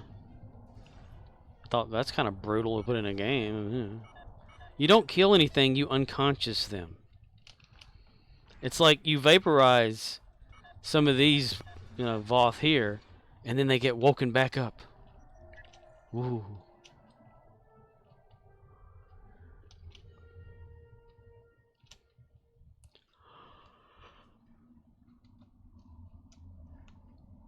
I think it would be cool, like, if they had, they have the duty assignments, duty officer assignments, where you could, like shore leave or whatever, like leave on Ryza, where you allow like 5 of your crew members or 6 or something to have shore leave. It would be so cool if you can like see them on the planet or Andoria or wherever they're at, Vulcan. I always thought that'd be kind of awesome. Then again, I always thought it'd be awesome if you can dress your duty officers in the clothing you want them to be in uniform on your ship. Like, what if I wanted a TOS uniform-only ship? Can't do that. It's because the default faces or whatever that are generated with the name are just an image. That's all they are. They're not real people, damn it. Shit. Murdoch says, got all the endeavors done, did the daily, fixed my starship traits on my Andorian, got Discovery Warp Core for board characters exceed rated limits build. I'm gonna chill and watch a movie. What should I watch? Man vs. Bee, but it's not a movie. If you like Mr. Bean, you'll like Man vs. Bee. I mean, I've mentioned that. Murdoch says, you like that silly shit. It's funny. Mr. Bean's funny. You can watch Elvis. Elvis is on YouTube. Romeo India Zulu says, but do you really inspect your duty officers? You don't see them like you do your bridge crew. So without an icon or some identifying mark, how would you know they are yours? That's very Maybe true. Maybe you can say the vacationer is your DOF. Murdoch says, it's knee slap. Murdoch says, is Elvis actually a good movie? I liked it, and I've never really been intrigued by Elvis stuff. It's about his manager mostly, like the Colonel, because Tom Hanks plays the Colonel in it, and it's supposed to be his interpretation of events or something like that. But it does have the Elvis character in it doing things, which is really, really odd to see a lot of that, because I knew about the Louisiana Hayride thing that Elvis went through. I just didn't know what the hell it was. Says, sounds good. Is that on Amazon, Hulu, or Netflix? It could be on something. I don't know exactly. I know that it's on YouTube. It's rent or buy on YouTube. But it probably would be on there. I've been to Elvis's house before. Did the tour. Did the tour? The grand tour. The dude that played him played a pretty good accent on and everything like that. It's pretty good. Murdoch says, it's right off the highway in Mississippi. Right off the highway. Get your motor running. Hell out on the highway. You need to go see Bob Joyce, though. My God, man. Okay. Murdoch says, like the main one that goes to Tennessee. Tennessee Williams in a bottle, man. You can watch the new Minions movie. That's been out. If you like Minions. I haven't really watched any movies. Not a lot of them.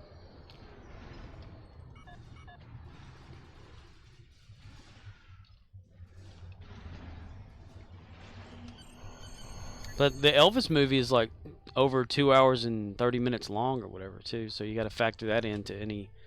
What is it, Sunday? So you don't have that Monday thing. So you could probably do that if you want to stay up for 2 hours and 30 minutes.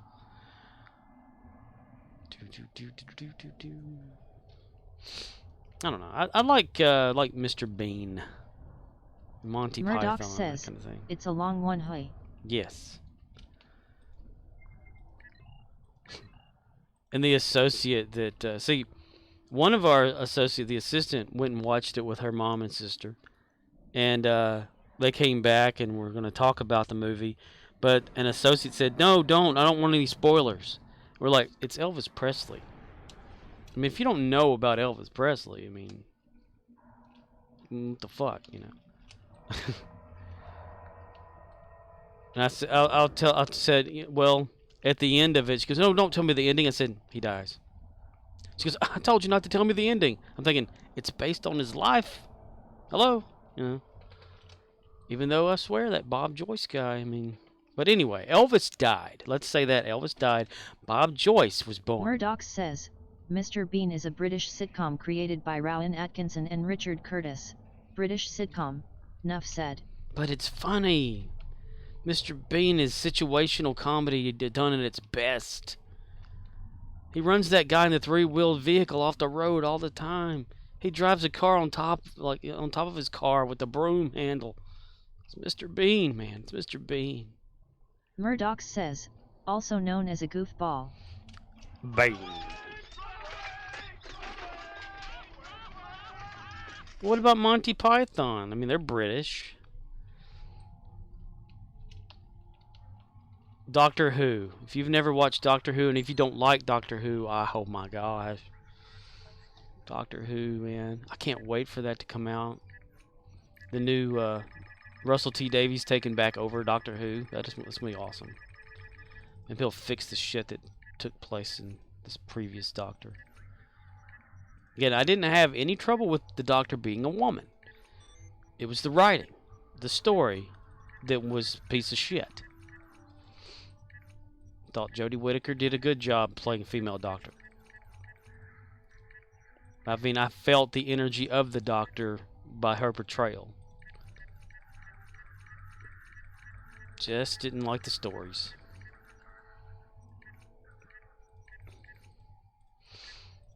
And you can't have it where... Murdoch says, good night, Scorp, Rizzle, Onyx and Jim Bob. Jim Bob. John Boy? Good night, John Boy. Shut the fuck up, Dad. Go to goddamn right. Yeah, you're right.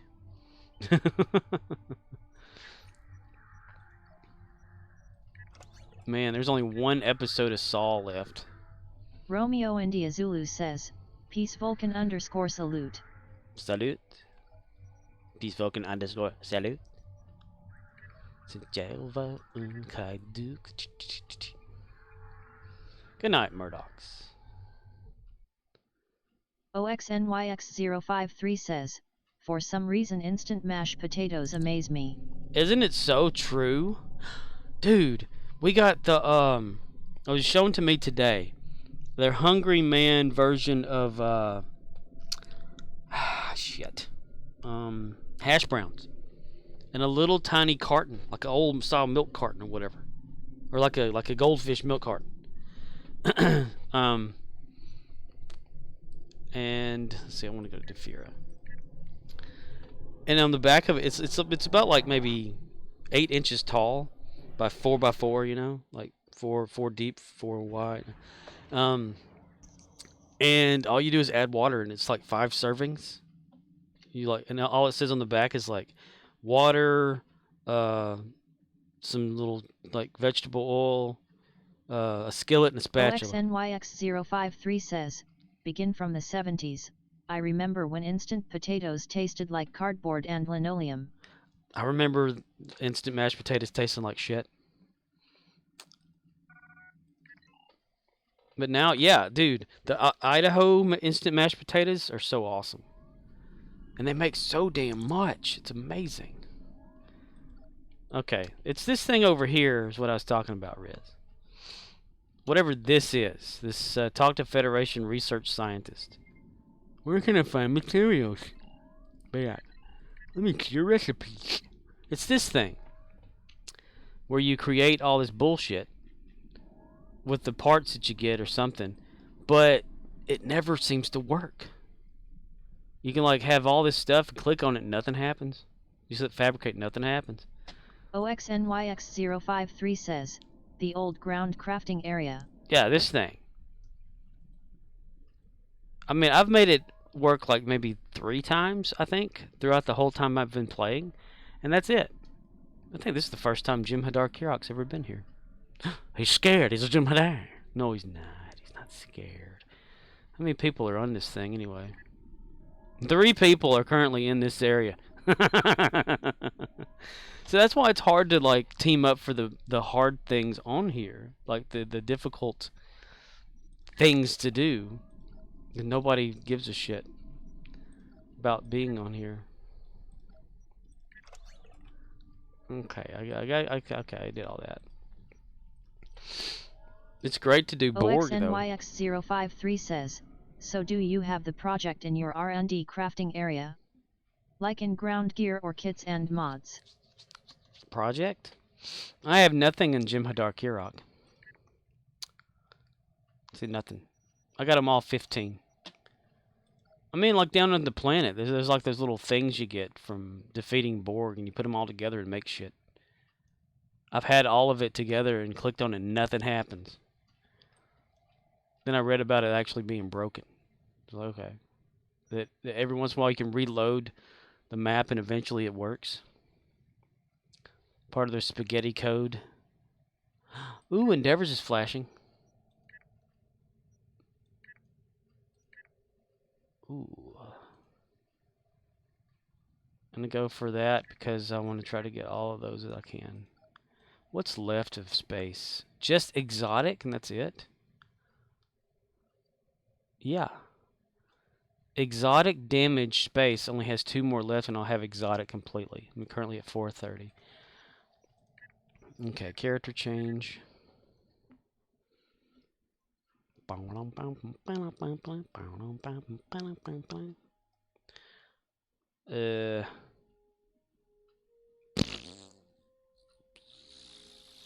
Ushanka. Yeah, the Elvis movie is the one like Tom Hanks was stranded in Australia says, about. I know that the deuterium surplus is a run the thing once and you can now craft it in engineering. Deuterium.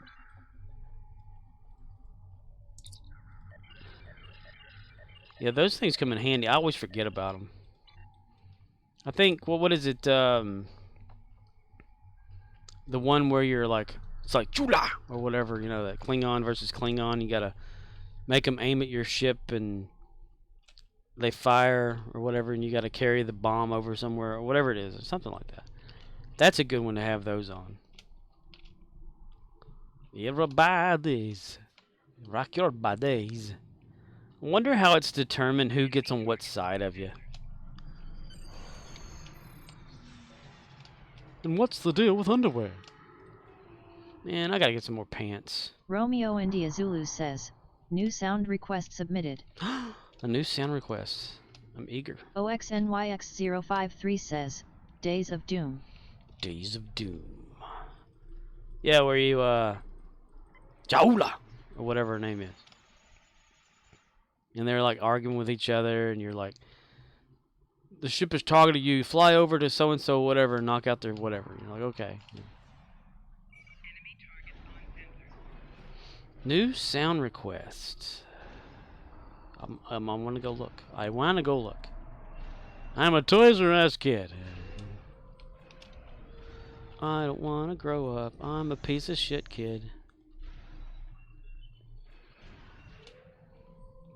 Man, there's this lady that comes in. OXNYX053 says, oh, that one. Yeah, where you're like, there's the Klingon ship over here and one on the other side, and You're at one side and it says like fly over somewhere so they can target you to fire at the other ship. Yeah, that's a good one to have, that deuterium surplus, so you can fly fast no matter what. This lady that comes in every day, she buys bullshit, junk. Oh my God, today. Okay, I'll get back to that. Bunch of shit did not even ring up in the system today. We had to manually override that crap. It just aggravating as hell. Someone would bring up a mop. We'd have to run over there to the shelf and see how much it was so we can manually enter like the department the item was in and all that bullshit. Did that for all the like home decor crap, random diapers, baby shit. Anyway, this lady,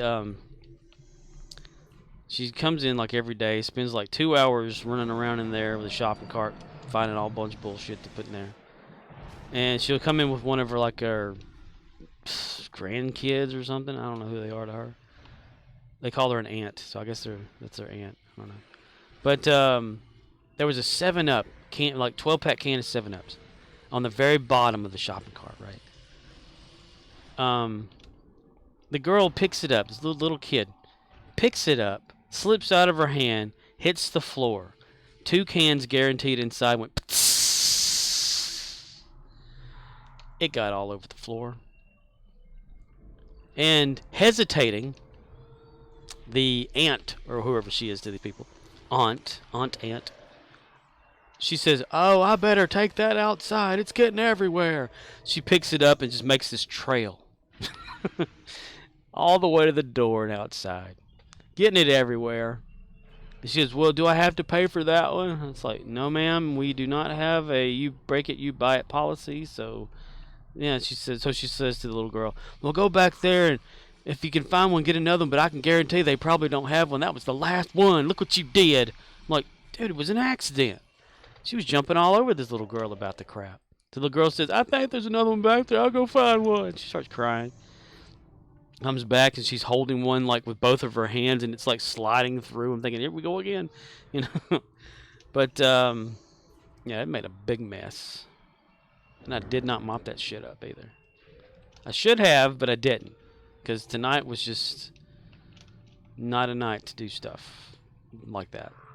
It was a survive the night is all you need to do.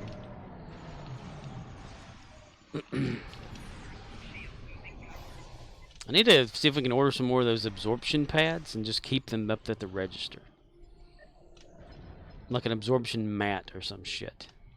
And of course, with the floor being like wet in certain spots, people are walking right through it. You know? I mean, you can, it's clearly like, it's like a foot apart, wet, like a trail. And they're walking all through this shit. Not stepping over it, walking right through it. Every damn time. So fun times today, fun times.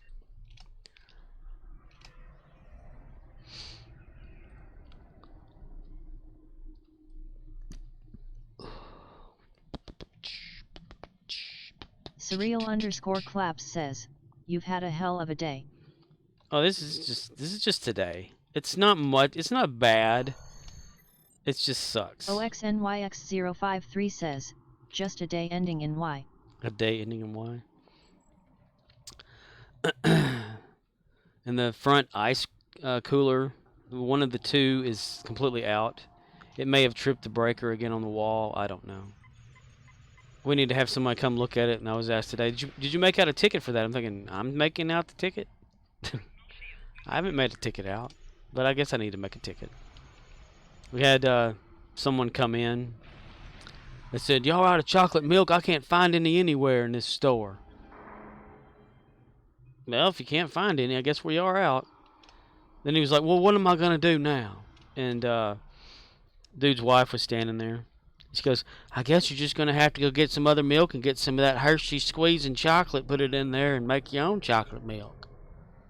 He said, "Well, when are y'all going to have some more chocolate milk?" I was like, when the truck brings some chocolate milk. I don't know.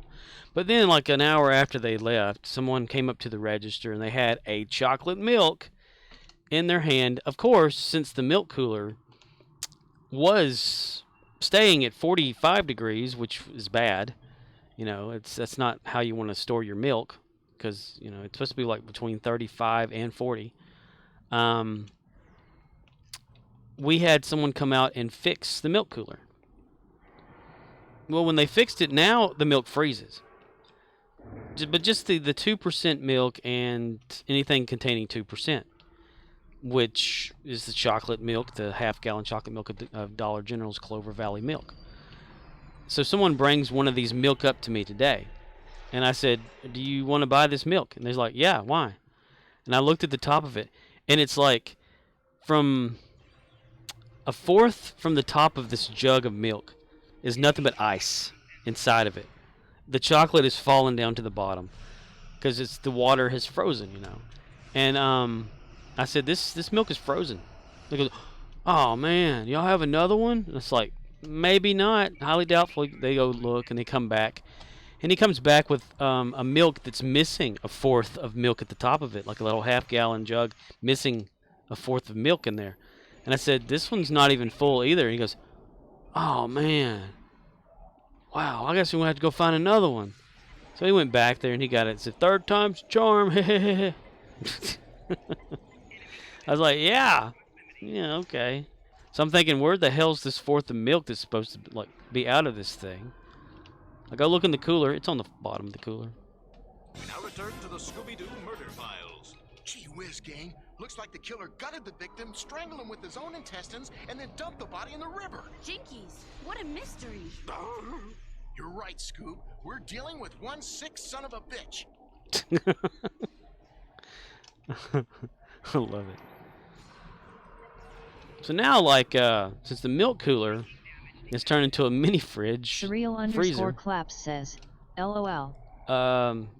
For some reason, it's either condensation or some sort of way it's making a watery liquid inside of it is on the bottom front. So every time you go over there, you have to like wipe it up with a paper towel and clean it off and clean it up in there, like maybe twice a day.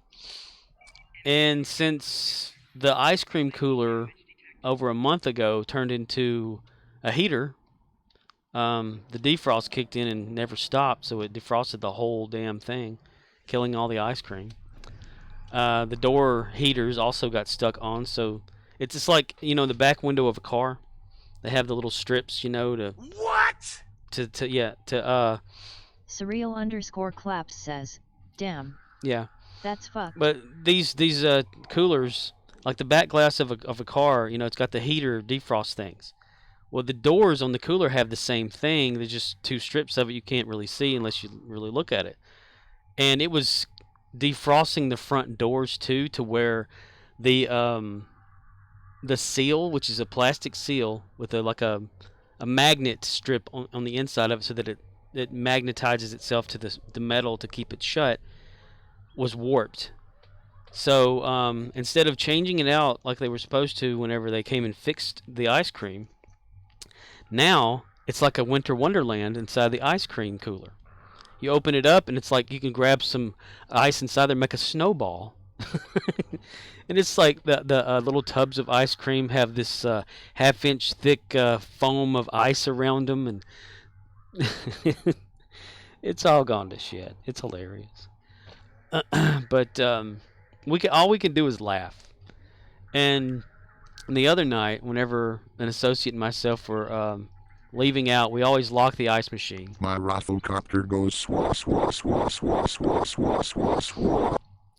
But and it's not hard. I mean, they're like little master locks, but the Dollar General version. Never buy these things; they suck ass. You always have to like WD-40 them or oil them or whatever to keep them good because they're out in the weather, you know. Well, this one particular lock did not want to lock. It didn't want to fasten together, having come off that day perfectly.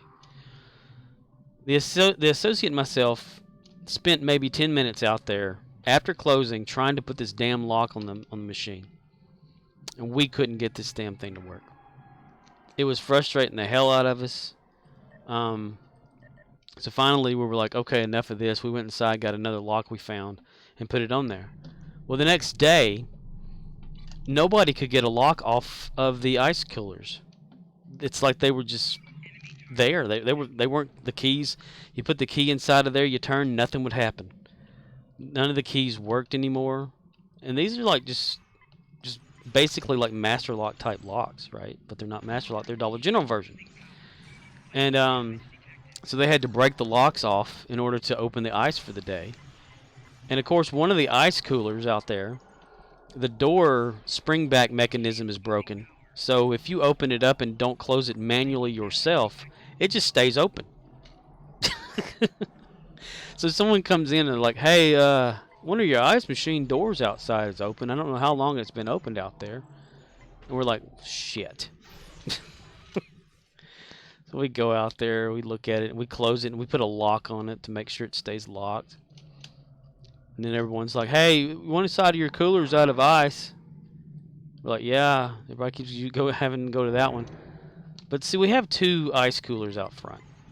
Well, the little one that has the angled front of it, so whenever you do open it, it has springs that spring it back shut, like the doors, as long as you help it along. Well, someone left that one open as well. And now, whenever ice is put in there, the bottom of the freezer of the ice machine... OXNYX053 says, do you have a plastic/rubber mallet? And do you know the pull and tap method of opening a master lock? We have a rubber mallet, yeah.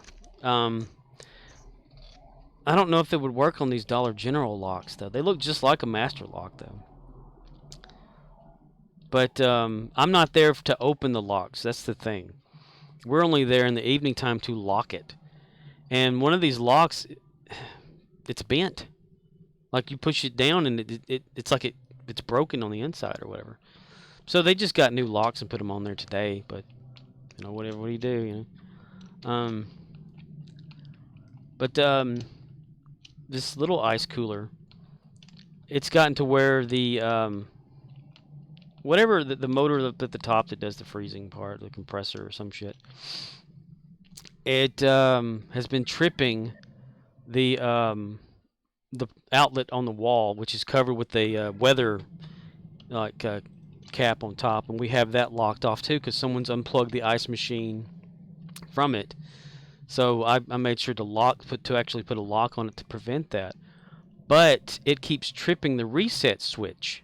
So you unlock it, open it up, you got to press the switch back, you know, to set it back again or whatever. OXNYX053 says, the only secure master lock is the training lock or lockout lock.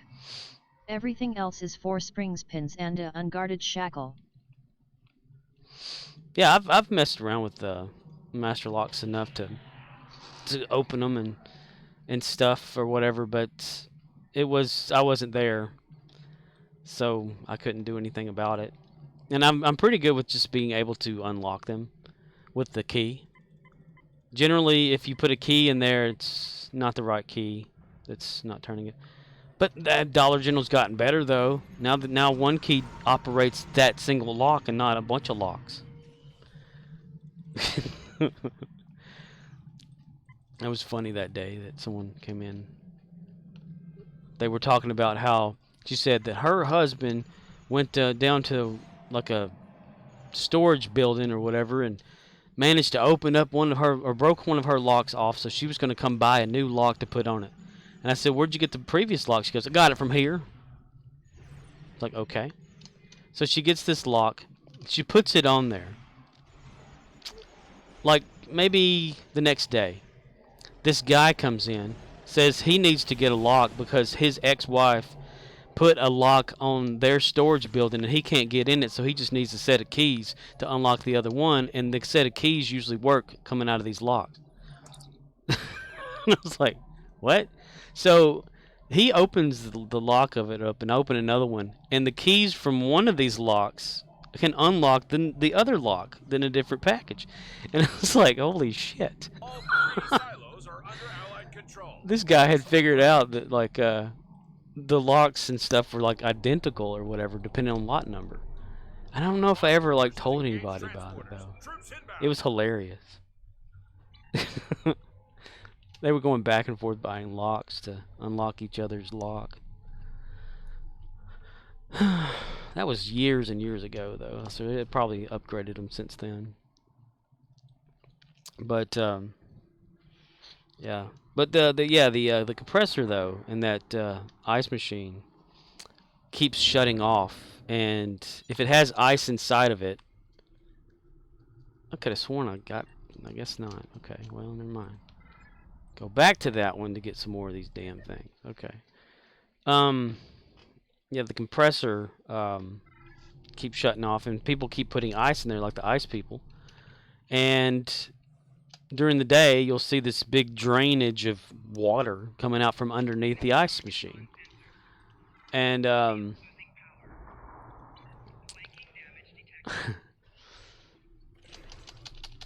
and so we told them not to put any ice in there because it keeps melting. And they said, well, y'all need to call in and get this fixed. We're like, yeah. Oh, damn.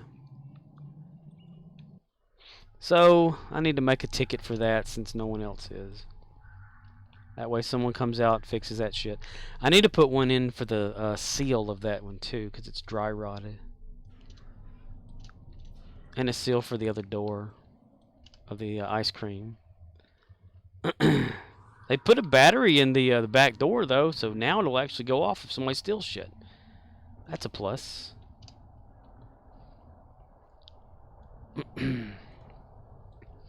I never forget that day that I was putting freight out at the previous store that I worked at, the previous Dollar General.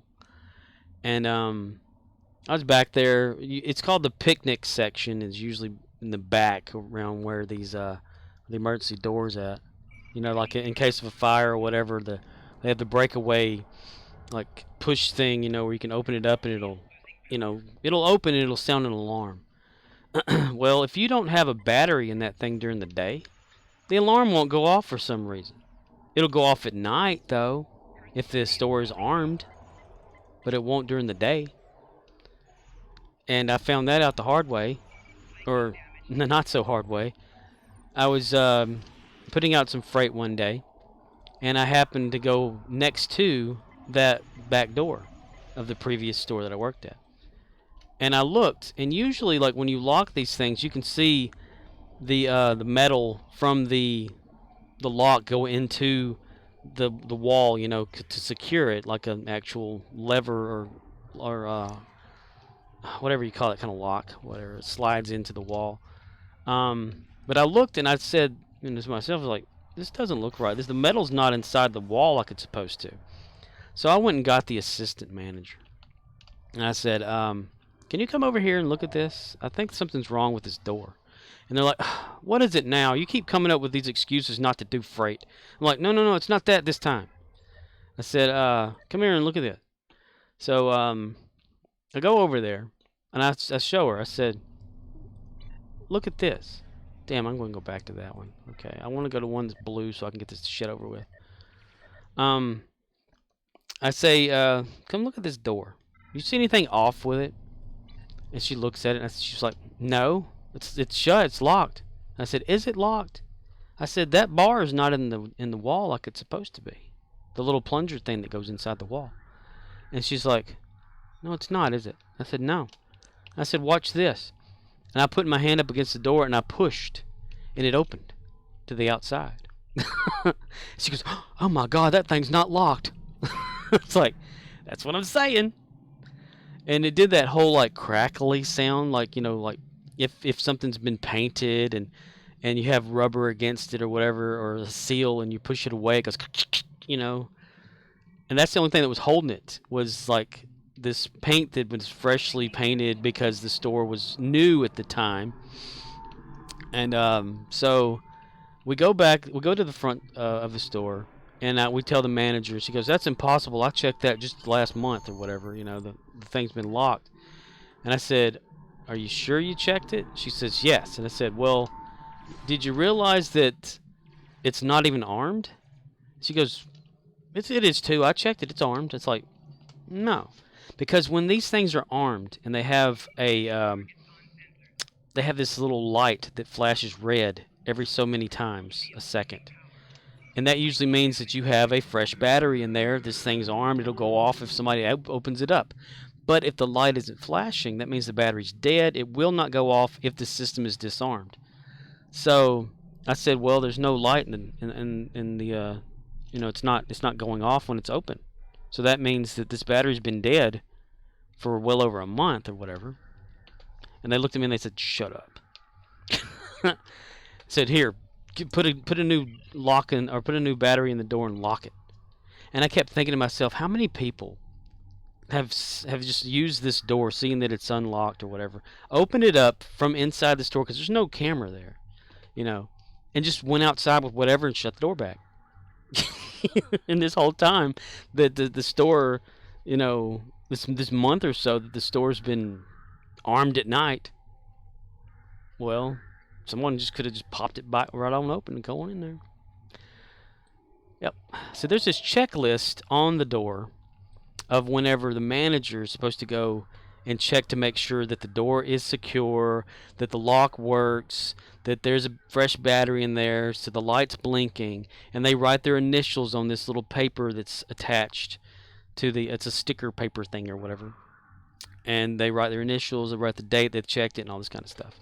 So they had gone through there and just like wrote down a fake date or whatever and hadn't been checking the door at all until I found out that day. Boy, they hate me. That's why I'm a bad employee.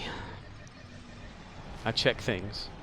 And so when I got to this store that I'm working at now, that's the first thing I checked. I went and I looked at these doors and I realized, well, this door doesn't have a battery. This one's chirping because it chirps like a smoke detector does, whenever it's about to need a fresh battery. That's what these doors do.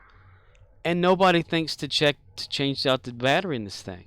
And I was telling them, I said, y'all need to put a fresh battery in that. It goes, oh, well, we're going to get to that. I said, you get to it now. I mean, it's dying. It needs a battery. They said, well, and I said, can I put a battery in it? They said, no, you're not supposed to. I'm like, what do you mean I'm not supposed to? I did it down there at the other one all the time. But they didn't let me, so it died. And about the 2 years that I've been at that store, finally they started, like, the newest people that have been there, I've been telling them the policies and stuff and catching them up on what people haven't been doing, and they're staying on top of it now, and I think that's pretty awesome.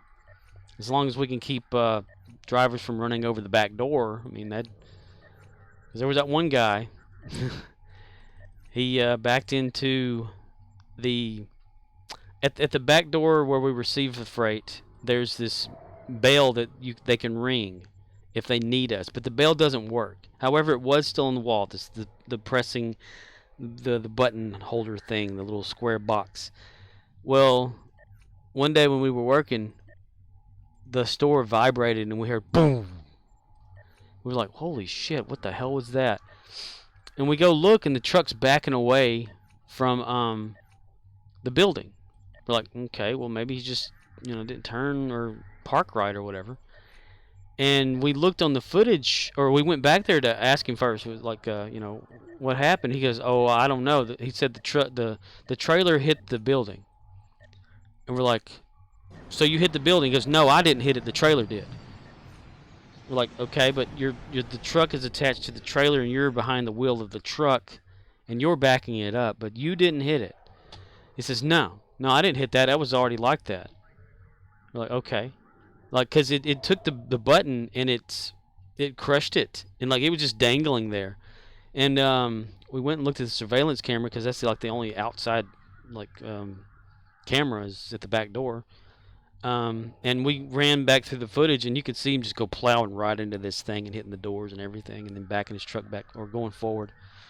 And we told him we saw him on the camera hitting it. And he goes, no, I didn't hit that. The trailer did. What the fuck?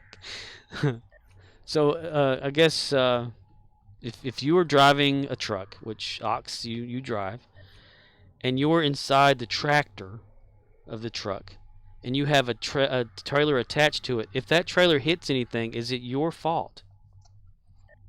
This guy says no. He did not hit it. The trailer did. I must say, though, that day, though, after he did that, the back door was easier to lock. He knocked something right. It was so awesome. But I just thought that was so odd that day. Surreal_claps says, trailer has the powers of Q-Man. The trailer has the powers of Q. It has well, it'd been okay, like a truck backed up by itself. But no, this guy was in it. He was in control of it, and he backed into that son of a bitch. Just, you know, if someone would just admit to doing stuff like that, you know, it's better than trying to lie about it, I guess, you know. But it was just so funny that we couldn't do anything but laugh that day. That he said that the trailer hit it, he didn't. And whenever we analyzed it, were you in the truck when it happened? Yes. Were you driving the truck? Were you backing the truck up? Yes. So you hit that? No, the trailer did. Okay, then. Nice. That trailer had a vendetta against that back door, damn it. That trailer was like, I'm going to hit you. The door was like, no, please. You know. Surreal_claps says, the guy thinks the trailer did it because the trailer took over his small little brain and performed the action as the driver but still as the trailer, so technically he isn't wrong and the theory remains firm. The trailer took over his brain. That's what it is a little trailer gremlin. Kind of situation.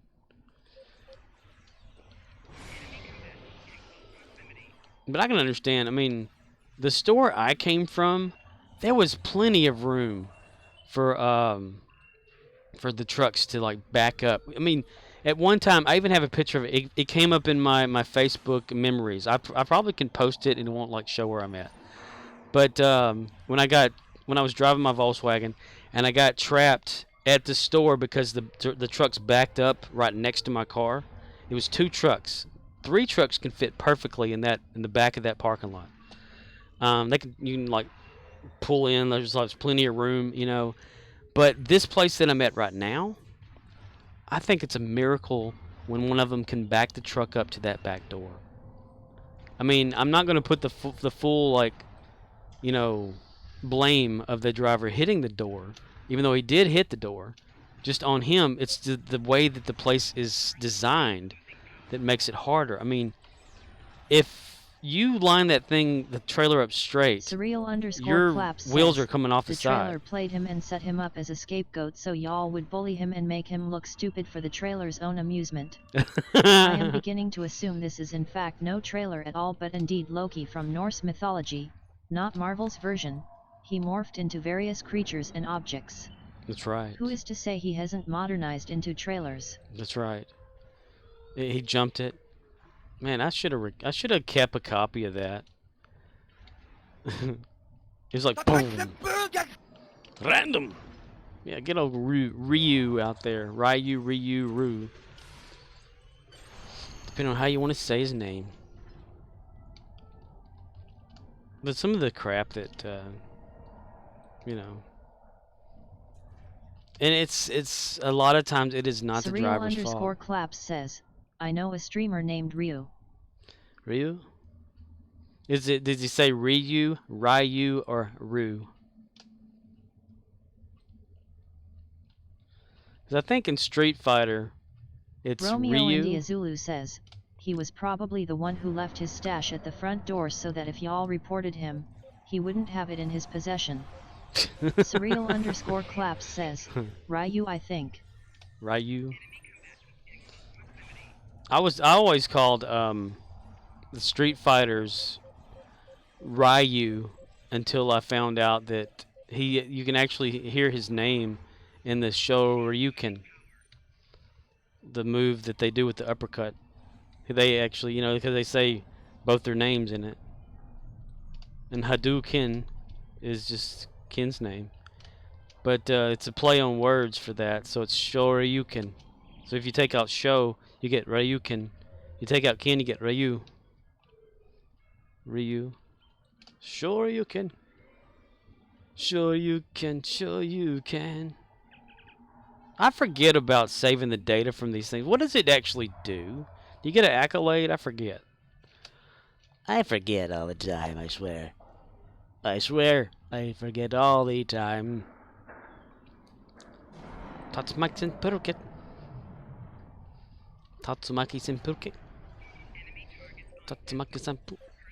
Surreal_claps says, it rubs Starfleet High Command where the sun don't shine. It rubs Starfleet High Command. OXNYX053 says, exploration accolade. Exploration accolade. Okay. So I think I got that from a main character. I just went around just doing that for no damn reason and got it. But I forget all about it on Dyson. I'm surprised my characters don't have it, to tell you the truth.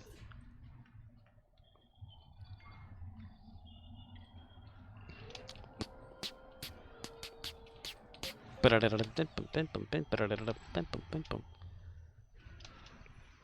yeah, it's the back unloading dock area or whatever at this building that I'm at is like the worst one that I've seen at a Dollar General. I don't know what the hell they were thinking. Why they didn't make it wider for a truck. And why it's on a ramp. It doesn't make sense. They got to roll shit up the ramp. The previous store was like level with the back door. She just rolled it right into the back. This is the first one that I've ever seen that you go up to deliver. It doesn't make sense. And poor truck people, you know, they got to like, you know, back into this thing. And that's when the dude hit the door because he came in at an angle. But I've seen one person do it right. And they had zero room on both sides of this thing. What it is like, I don't know how wide the typical 18-wheeler trailer is, but you only get maybe 4 inches on both sides of this ramped up area that goes to the back door to get the truck on that to where the truck kind of sits level, but it's always angled because this ramp angles. OXNYX053 says, 102 inches. Without hesitation, Oxnose. Not surprised. But and of this, like, of how wide it is, well, a good foot of it on one side already starts to slope downward. So it's less width for the truck, for the trailer to be on. And I don't know why they designed it that way, but it's like the worst one. And we've had like our rolltainer cages that the stuff comes on will roll out the back of these trucks. Like as soon as they unstrap them from inside the truck, they'd immediately roll to the side because the truck is at an angle in the back. And when it's tougher on the people to push it out and get it into our store. But that's where they have to come in at. And I apologize to them all the time. I said, I don't understand what the hell. Claps says, which truck has the most girth, would you say? Girth. It's like our fresh trucks whenever they come in. We tell them, hey, just pull that shit through the front door, man. Hey, we'll even help them push the shit in. You know, because going up that damn ramp is just... You're thinking like, okay, one of these... Romeo India Zulu says, Tonka Bay Donkadonk. Tonka Bay Donkadonk? One of these rolltainers, you can put 6 crates of milk on the bottom of it, and it fits perfectly. So that's how wide the inside of these things are. And as far as how tall they are, they're like 7 foot tall. Maybe 6.5 feet. I don't know. There's something like that. And you just imagine that thing being filled to the top with nothing but gallon jugs of milk. And someone having to push this thing up a hill, up a ramp. Like, what the fuck? So, yeah, we'll get out there and we'll help. Except we'll tell them, hey, if you want to, pull that shit in from the front because there's only just a little tiny... OXNYX053 says, widest wheelbase is considered the Volvo. Bam, blam. We haven't had another one of those big tanker rigs or whatever come through again, even though we're told that there's supposed to be more of them coming. The other day, we could not figure this out, right? And I was working with the associate that's families from a log hauling trucks, been in the trucking over the road business. You know, whenever she was a kid, they were doing it. But there was this little minivan SUV thing or whatever, and it had one of the wide load poles, you know, that stick up in the front to I guess to seeing if they can clear lines or something. It shows up and it like pulls. It turns at the four-way stop that's around where we're at, and it comes in front of the store, pulls over to the shoulder. And we're like, okay, there must be a big one coming through here if that's here, right? We waited. Nothing ever showed up, so we waited. And then 5 minutes later, this fixed back-end trailer log truck, you know, not one that folds up or anything, but is actually like the U shapes that are just, it's always there. Comes up with nothing on it at all. No wood. Just a basic kind of log truck you always see around our area. And that's what it was. That's what was in front of it, like making sure that it would clear power lines and stuff. And we're like, but it's like the rest of them that just come through here anyway. Why does that one have to have the little tower thingy thing in front of it, the vehicle or whatever? But I don't know. Maybe we just didn't see something right. But yeah, because they can only be so tall whenever you like load wood up onto a trailer. It has to be like the same height or whatever as an actual 18-wheeler's basic trailer, right? Not anything taller. Repeat. The imposter is not to be injured. Romeo India Zulu says, I'm got a turret! I've got a turret! Samurath says, hey Riz. Captain Care. Hello, Samurath. Romeo India Zulu says, sup yo. It was just so odd to see it, though. I mean, every day there's like maybe 20 trucks that come through with wood on them. Samurath says, log trucks. hey Scorp. We've have the ones, the pole trailers that actually fold up onto the log truck, or we'll have the fixed, like I call them fixed trailers because they don't fold up. They're just like whatever, you know. And my family, my mom used to have a log trucking business, so you had to know the rules of like how things are supposed to be. They can only be so tall, but we couldn't figure out why this one log truck that was empty needed to have, you know, this oversized load vehicle in front with the little pole on them. I mean, it just completely freaked us out. We were thinking, okay, this has to be for somebody else. And I looked over the associate that was there, and she's like, that doesn't make any sense. We're like, we probably don't know the whole story. Why the hell am I making so many tribbles? What do I have here that's making tribbles? These jokers are eating something. Good morning, Vietnam!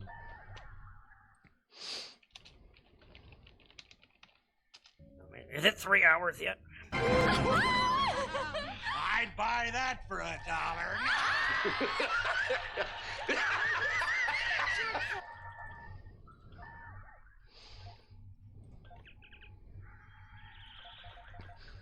I need to peek in over at Discord and see what this sound request is that you have, Riz. But I don't know. I'm pretty much ignorant when it comes to the trucking thing. Scorp, we need dead or alive. You're coming with me. Dead or alive, you're coming with me. Bow down, bow down, bow down, bow. Who is RoboCop to you? Peter Weller is the RoboCop for me. I don't know about this newest guy that, you know, played in that. That I didn't really care much for that.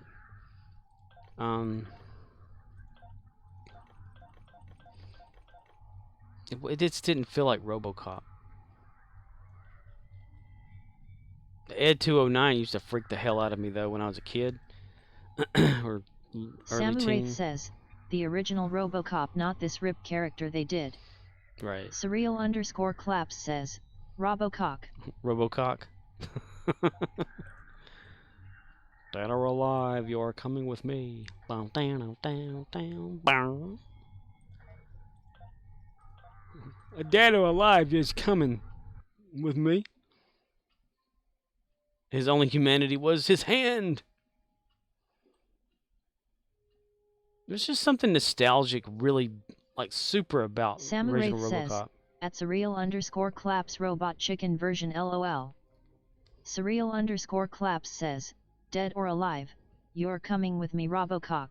RoboCop. Surreal_claps says, at Samuraith LOL facts. Dead or alive, you're coming on me. Romeo India Zulu says, Peter Weller is featured on the History Channel program Colosseum, about ancient Rome. Nice. What? Wait. What the hell am I doing here?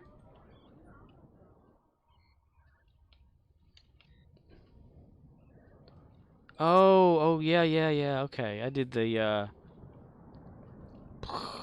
Universal Eppo tagging with him yesterday. Okay, so that's why I'm here. I was about to say hello, everybody. I was about to say hello. Let's do this event. I think this is the last day for this. No, it says 2 days and 11 hours. Okay. I know that tomorrow, I think, starts off our the PC Samurai version says, of something. At Romeo India Zulu I noticed he did less and less movies as years have passed. Yeah, he was in a TV show though, as a villainy type person. I can't remember what that was though. It could totally still play RoboCop. That's for damn sure. In fact, there's a PlayStation trailer. I am the Great Cornholio says, sup folks. What's up, dude? I am the Great Cornholio. I have a no banghole. But there's a trailer out there for a RoboCop game that's apparently coming to Romeo India PlayStation. Zulu says, how's it? And it's going to have Peter Weller reprising his role as RoboCop.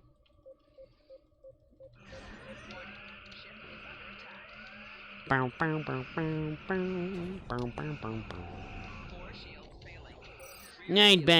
for $1. Damn, I got hit. Damn, we're in a top Samurai 5. says, I know others may not have liked him, but I liked him as Admiral Marcus in Star Trek Into the Darkness. That's right, he was in that, wasn't he? What show am I thinking about him being in? He was like an investigator or something. Romeo Private India Zulu investigator. says, maybe he works when he wants, not when he has to. He seems to be in good health. He was in that Screamers type movie thing too, right? Like, I can't remember the damn name of it. Samuraith says, at Romeo India Zulu true. Murphy, it is you. Red Foreman killed RoboCop. He put his foot in his ass.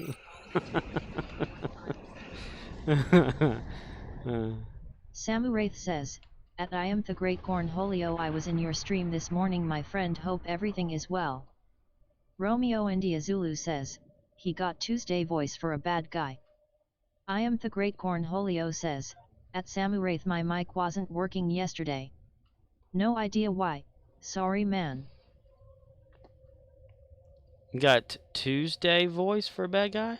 The voice? God fucking damn it! He's got the voice for a bad guy? Romeo India Zulu says, the. Aha! I was about to say, what's Tuesday voice?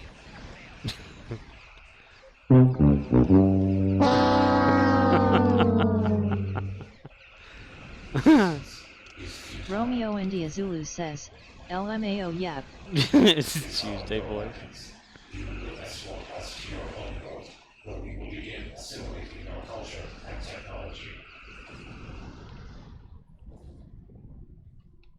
Samuraith says, at I am the Great Cornholio oh that's no bueno it's not the same without the almighty bunghole.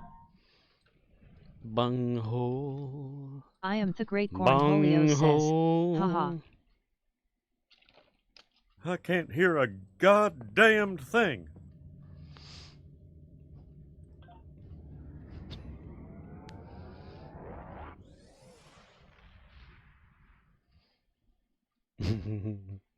Samu Wraith says, at Scorpwana that's funny.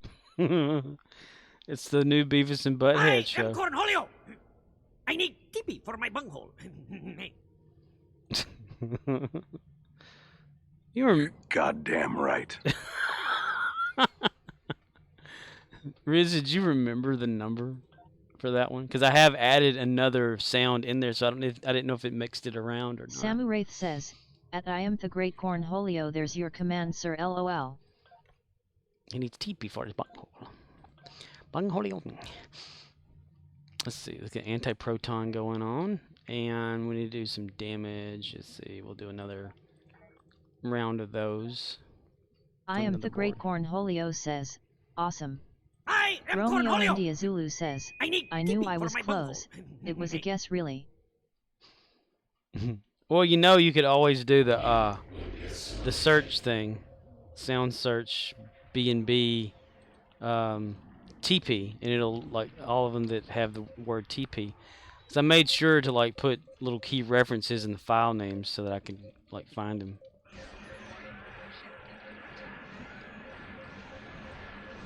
But I still gotta. I need to remember to edit that to where it allows it for the exclamation point or not. Samu Wraith says, yes, we need Cornholio commands, ha ha ha.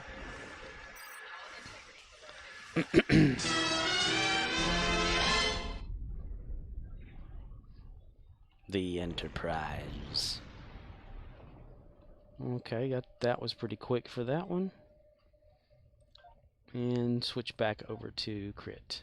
I need to get the loadouts back for this. So you could do this here. Damn it, I typed it in wrong.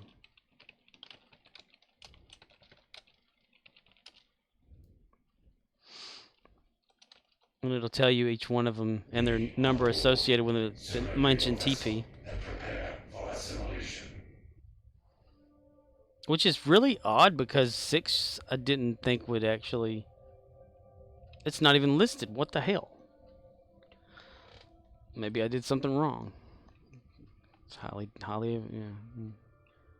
So those should match up. That's really odd. So why is 6 not showing? Damn it. See, number 4 should be like, I need all your TP now, and then more TP for my bunghole should be that Samu one. Wraith says, at I am the great Cornholio, make sure when you add commands, add the command when Spock and Kirk do battle. It must be a battle for TP, LOL.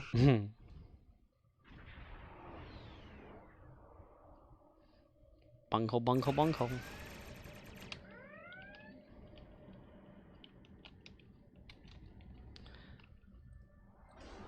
Kirk and Spock, Kirk. I am the great Cornholio says, LOL. Yeah, so like typing exclamation point B&B 21 should say TP for my bunghole. Or 17 should say something about own bunghole. And then one bunghole. 16 should say something about one. I have but one bunghole to give. And I give it to you.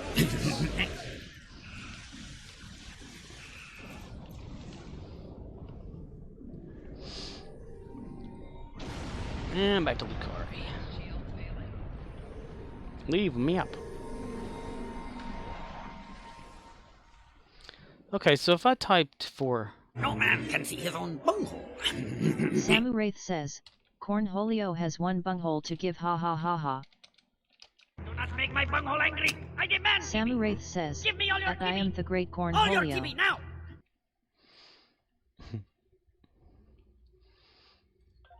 I need TP for my bunghole.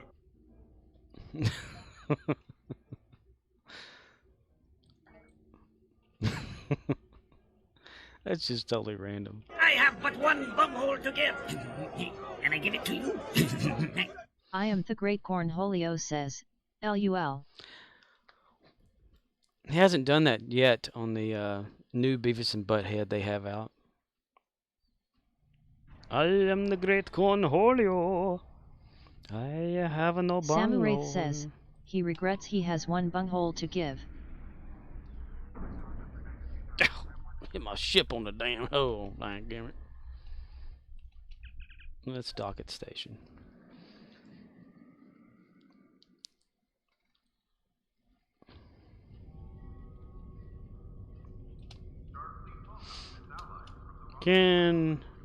You can one hit you at 10 level. Oh, okay. And then we have the command. You're goddamn right.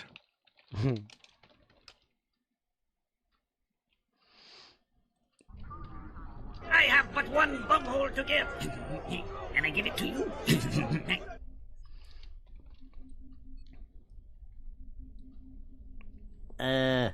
Help? I need TV for my bunghole.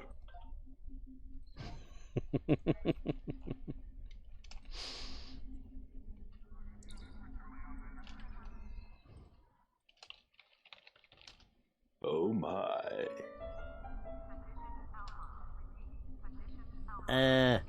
Help? Well, if you're looking for some good news, I can see again. Yeah, we're ready to try the docking now. Looks like you guys got in a wreck. Yeah, what happened? Samu Wraith says, give at I am the Great Cornholio that TP. TP for his bunghole. Bungholio. Beavis, they put us in this rocket thing for one reason. To score with Serena. It's gonna be one giant leap for our schlongs. Yeah, for all mankind. I still haven't gone through the whole movie. Ah, he was in the middle of playing, so it's cut you off. I haven't made that cue thing. I need to do that, though. I need to do it right now. Samu Wraith says, for Zulu's schlong.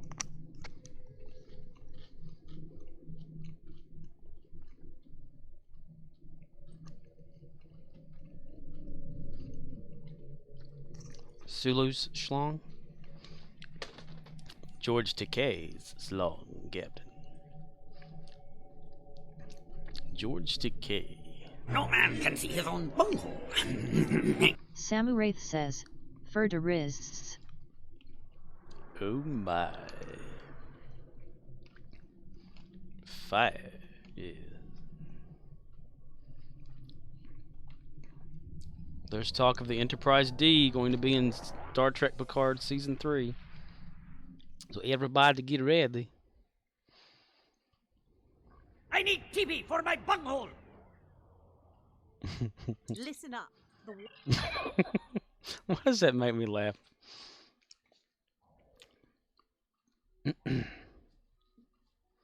Mike Judge never stopped. You're goddamn right.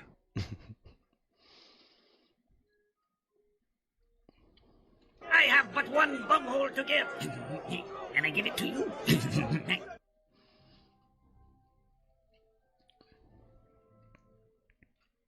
Here they come. Nasty.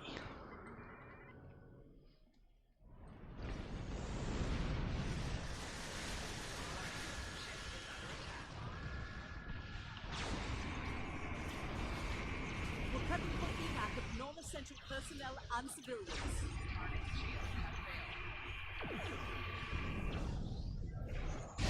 Samu Wraith says, can at I am the Great Cornholio give his bunghole twice rolling underscore on underscore the underscore floor underscore laughing. Romeo India Zulu says, dude, it's way past the movies where it crashed and burned in after the E even, no? So why bring an old ass ship model in? I wanna see the F4G. True. I don't know, maybe like, you know, that's what we as an audience know Picard from. They didn't say how they'd bring it in, but it's just, I think it's rumored that it's going to be there, since the rest of the cast is kind of going to be there. I am the Great Cornholio says, LUL.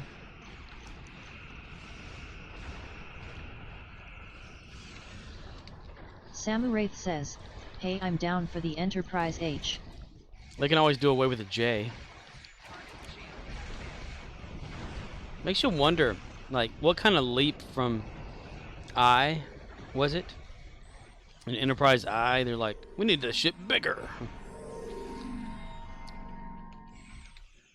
Samuraith says, the Enterprise Holio at I am the Great Cornholio haha.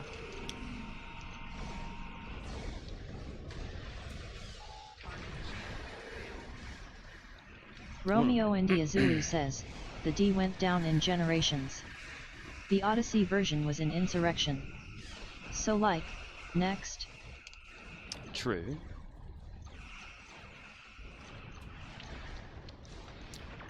Is there any kind of like artist interpretation of what the ships would have looked like? Like, not really canon, but by the same people? Samuraith says, why bring back THAD? Maybe in a flashback? They could do it that way. Maybe they'll hide the screws in the panels this time. Incoming warp signatures. We may have a short amount of time before more arrive. Romeo India Zulu says, or was that the Sovereign and not Adi? Either way, you get what I mean. Yeah, I get what you mean. Raiders and battle cruisers. Well, the guy that like is behind the design of all the ships in the shows and movies and stuff, you know, it's interesting to like read up about his designs and things. Like for the NX-01, you know, I never knew that it had a like a fireman's pole in it behind the main viewer. And there's like you know, you can go into the sides behind main viewer and use this pole to go straight down to engineering deck and then run from there straight to engineering. I never knew that until, you know, watching that Trek Culture thing, which is interesting, and that they can eject the engine core or the engineering completely with the core in it and just plop in a brand new one if they ever needed to. Samuraith says, idea, let's add Galaxy Quest ship to stow LOL. Yeah, we can add Galaxy Quest and the Orville. Somebody was supposed to come out with a Galaxy Quest show, actually, based off of the same characters and everything. I don't know whatever happened to that, though. COVID, probably.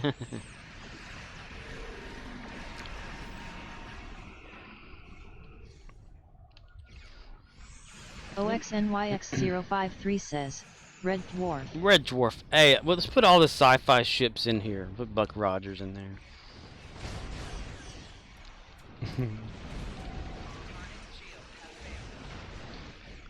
Who knows? Some of the ships on here could be Romeo India Zulu says, TARDIS. TARDIS. Oh my God! Wouldn't that be hilarious?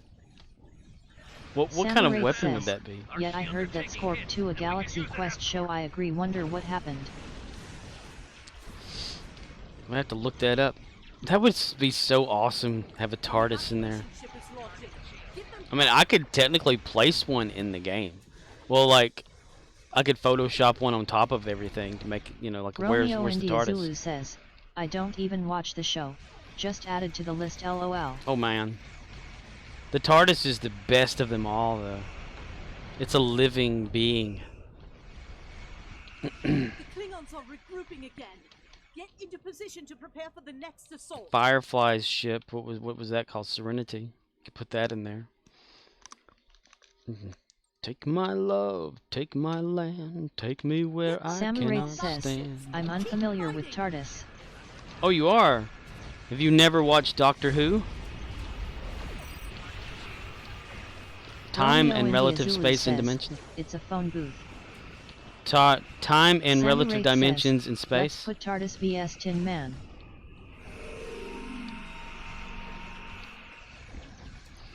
Yeah, the Doctor takes the TARDIS, which has a chameleon circuit that can camouflage itself as any object. And the Great Cornholio says, it's a British police call box. yes. It's stuck in that position and it likes it. An evacuation ship is launching. It's so cool though. It's bigger on the inside than it is on the outside. Spatial dimensional thing. It lives in a different dimension. There's only reference on the outside. And it's from Doctor Who, which has been around since the 60s. 1963, first episode, Doctor Who. William Hartnell is the Romeo Doctor. India Zulu says, like the suitcase in Fantastic Beasts. Yeah, same concept, Sam Wraith yeah. says, yeah, I've not watched Drive. Who I know about it, but never seen it. Oh my God. I recommend, if you like sci-fi, science fiction, you can watch the renewed Doctor Who series that started in 2005. And from there you can watch up until, you know, until now, really. I mean, if you don't want to watch some of the old stuff from way back in the day, they're harder to I am watch. the Great Cornholio says, or a bag of holding in D&D. Yeah. Or hell, Steve from Sam Minecraft. Wraith says, I like sci-fi a lot. It's like if you ever watched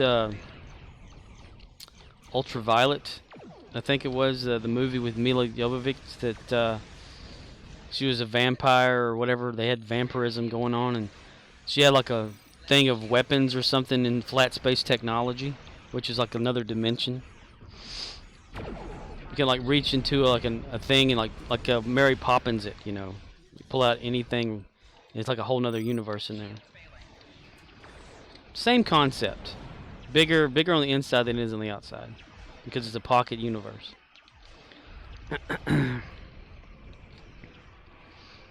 Like bananas and black holes. Wibbly wobbly, timey wimey. Sam Wraith says, at Romeo India Zulu, so like the phone booth from Bill and Ted's Adventure. Bill and Ted is based off of the idea of Doctor Who. Time-traveling phone booth. Romeo India Zulu says, accepted, blue and spacious. It's blue, yeah. Let's see where Gary, so we get fleet marks. Yeah, the TARDIS goes through multiple changes because the Doctor, who is the main character, he's Gallifreyan. He's a Time Lord, and whenever he dies, he can regenerate into a different person. He can become someone else, and that's what keeps the show kind of living. It's the same Doctor, but it's played by somebody else, and they like have different Sam quirks Wraith about him and says, stuff. Gary the Klingon. Gary the Klingon. And so the show can continue. Like they're like up to the 13th, 14th version of the Doctor. I mean, it's been going on since 1963. So yeah, and it stopped like in the mid 90s with the TV movie on USA Networks, and then picked back up in 2005. And Sam Wraith says, would Gary have to fight for his TP at I am the Great Cornholio? Do Klingons use toilet paper? Do not make my bunghole angry. I demand TB. Give me all your TB. All your TB now. Ah! I saw something, but like it went away. Try the other eye. You've got two of them. Oh yeah, good idea. I am the Great Cornholio says, XD. Damn it, Beavis, you can't do anything right. Step aside.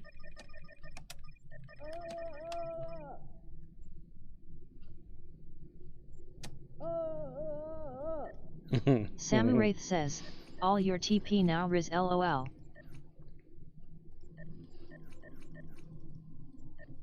Romeo India Zulu says, that voice cracking is what gets me. Voice cracking in the background. They essentially blind themselves.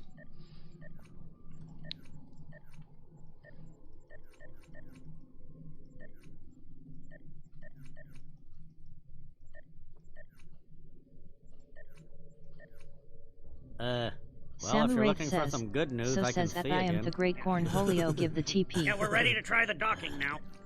Looks like you guys got in a wreck. Yeah, what happened?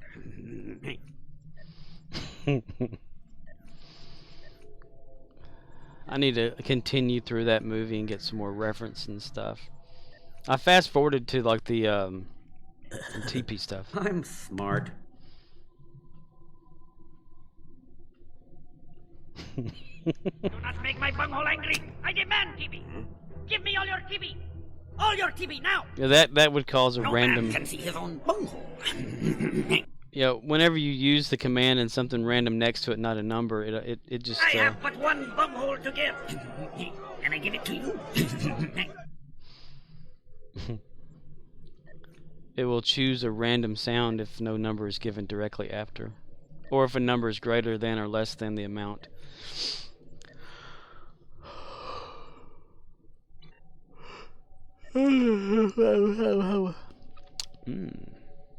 Getting lower on the ore there, guy.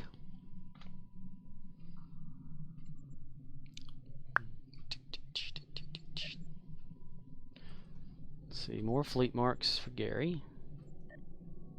Samuraith says, at I am the great Cornholio has that one unique bunghole to give rolling _on_the _floor_laughing. Now, if I do go through the movie and make more sound clips, it's going to offset Romeo that India number. Zulu says, me too. I'm down to 83k unrefined on my main. Yeah, we're getting too low on the reserves there. That's what I think there. But if all else fails, I can steal it back from here. I can put more into that. Cruising down the street, thinking, "Woo!" Hey, is that fixed yet? Like in your views and things like that? I probably already asked that and it just probably already answered it with yes or no, but I forget. Samuraith says, what would Klingons use for TP leaves bark off a tree? Well, the Romans used a sponge on a stick. So there you go. Romeo India Zulu says, I kinda don't wanna put it in space cause it may get back to normal. Is it fixed? I am the great Cornholio says, bark for sure. Romeo India Zulu says, that's the T3 ship from the temporal mission. Samuraith says, sponge on a stick didn't know that. They also had public toilets too and a sewer system and everything back then. Public baths, roads. They were more advanced than we are. Samuraith says, at I am the great Cornholio your TP is safe from the Romans. OXNYX053 says, washable tribble pelts. Washable tribble pelts.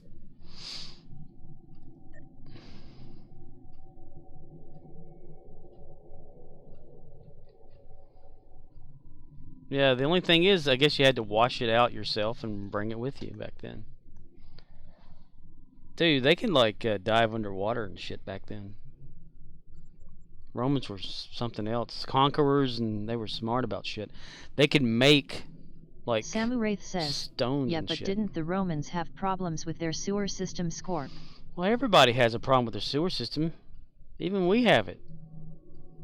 The idea of them just having something Romeo like India that. Zulu says, the Tribbles almost wiped out the Klingons. I want to see that story too, you know, because you always hear about the Tribbles. Romeo India Zulu says, they're born pregnant too. But are they only... OXNYX053 says, that or you tipped the sponge boy. Tip the sponge boy.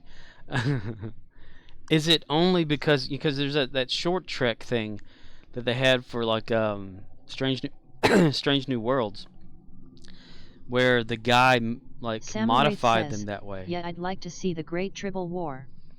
I am the Great Cornholio says, a poop-eating Tribble would be self-cleanibage. Samuraith says, that'd be hilarious. Tribble of Klingon. Tribble of the House of Moog. But no, there's that Strange New World short or whatever that has the guy that's modified the Tribbles to be pregnant, So it's supposed to take place before we ever meet Tribbles in TOS?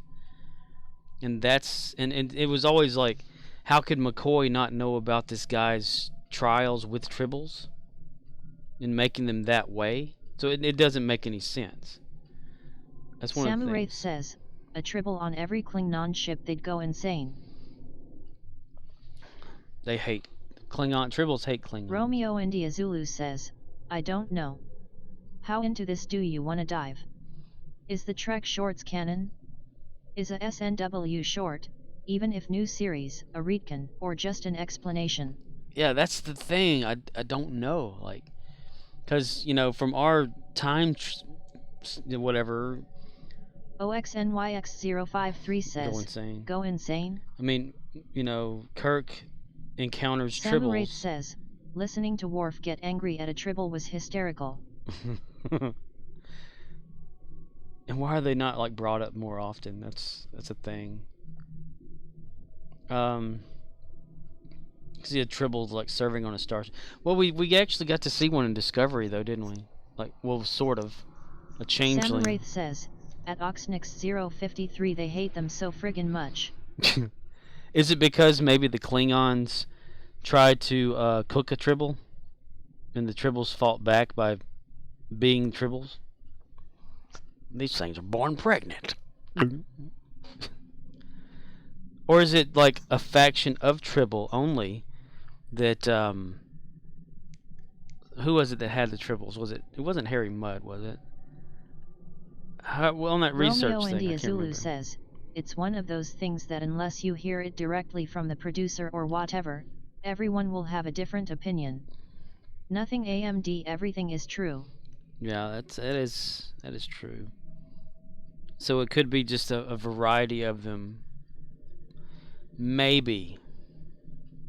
Yeah, it's an alternate timeline. We'll go with that because that seems to be the excuse for a lot of shit that doesn't make sense. And Samuraith says, imagine the Tribbles attack like critters. Scorpio, imagine they became carnivorous if one was genetically modified. well, hell, we know that they can be that way. There's one of them right here. Cannibal Tribble.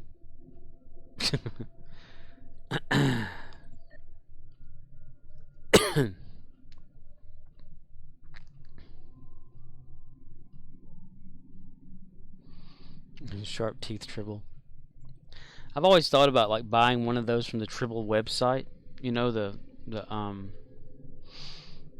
just touch Romeo shape India Zulu and says, stuff like that. I know they eat, but I want to see their face.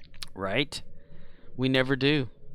They're like a big Samuraith fuzzball. says, they'd slaughter the Klingons on planets but in space idk. What does a Tribble ship look like? What kind of weapons do Tribbles use? What kind of, like, do they use beams or cannons? Why can't we have a Tribble captain? We can have a Tribble Borg. Tribble of Borg.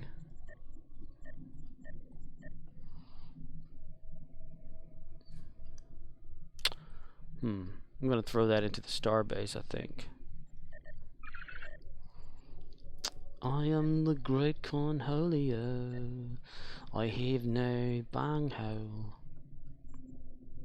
Samuraith says, don't think Tribbles can breathe in space. Yeah, you never know. They could be like a tardigrade.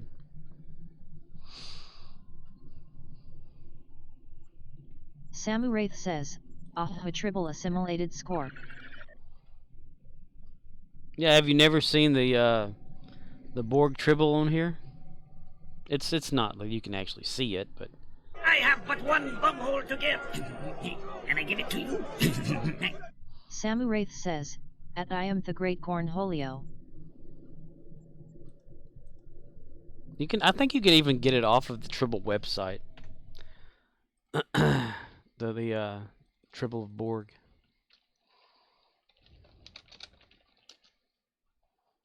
Samuraith says, nope, not seen a Borg Tribble. I am the great Cornholio says, LULLULLUL. OXNYX053 says, didn't Klingons pretty much irradiate themselves so much getting rid of Tribbles they permanently changed their DNA? Streamlabs says, hate what you see? Please consider unfollowing and not renewing a subscription.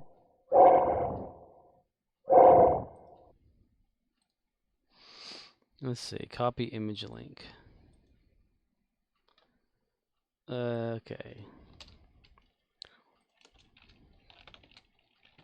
Samu Wraith says, imagine a tribble who chases bungholes or eats TP.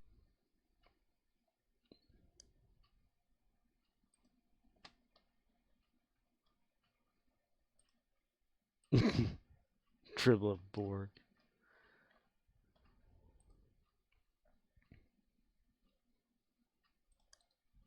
OXNYX053 says, Tribble of paper? Scorpwana says, https://sto.fandom.com/wiki/tribble_of_borg. Trouble of paper. Samu Wraith says, at Oxnix053 just a idea rolling _on_the_floor_laughing. Romeo India Zulu says, in the DS9 episode, Worf said they had a great tribble hunt. In Enterprise you see the phage or something that gave reason why they looked like that in TOS. But I don't know exactly. Dude be paying attention to some shit. I love it. So you're making me want to watch. I don't remember a lot of DS9. So I need to like binge watch the shit out of that. Alamarang, count to 4. Alamarang, then 3 more. Alamarang, if you could see, Alamarang will come with me. I need to build up Gary some more for that shit right there. Ooh, research lab provisions. Replicate. What, like 13 of those? 13 of them right there. About right yonder. We could go on together with suspicious minds. Suspicious minds. Caught in a trap. I am the Great Cornholio says, that's one of the most hated episodes of Trek. The Tribble Trek? Romeo India Zulu says, I saw DS9 way more than any other series. Like daily. Samu Wraith says, at Romeo India Zulu he also cringed when he saw it, so the Tribble hunt was probably not a positive in their history.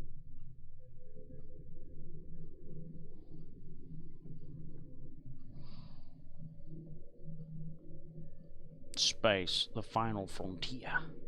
These are the voyages of the Starship Enterprise. I am the Great Cornholio says, know the Alameda in thing. Alameda. I am the Great Cornholio says, Alamarain. Alamarain? The little girl skipping around playing the game. Was it Bashir and Dax or something like that? Or Kira? Bashir and Kira, I think. Riz? Mr. DS9. We now go to Riz for the DS9 update.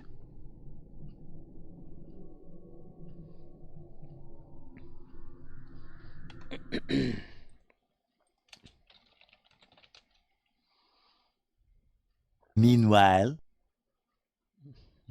Samu Wraith says, Nuclear Wesleys at I am the Great Cornholio. Wesleys. Romeo India Zulu says, well, you gotta imagine a whole Klingon warrior species being erased by a fuzzball. No honor in that death whatsoever. Oh my god. They need to have like a... Is there a Tribble duty officer on here? They need to have that. Can you direct me to the naval base in Alameda? It's where they keep the nuclear vessels. Nuclear vessels. Space, the final frontier.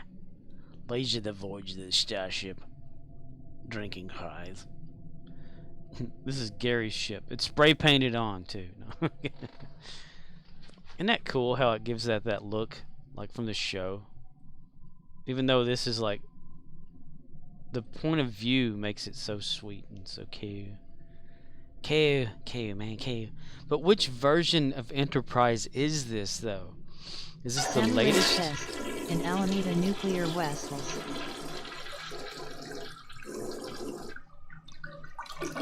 Sam Wraith says, Wessels. Wesley's?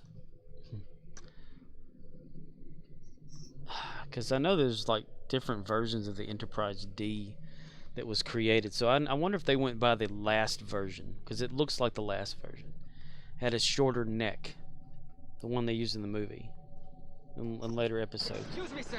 Can you direct me to the naval base in Alameda? It's where they keep the nuclear vessels. Nuclear vessels. Nuclear vessels. Nuclear Wesleys. Excuse me, sir. Romeo India Zulu says, that's a legendary, or hero ship. But I would assume the movie version. Yeah, because I want to remember back, like, when I was researching the Enterprise D, because I was building a model of it, like, the little,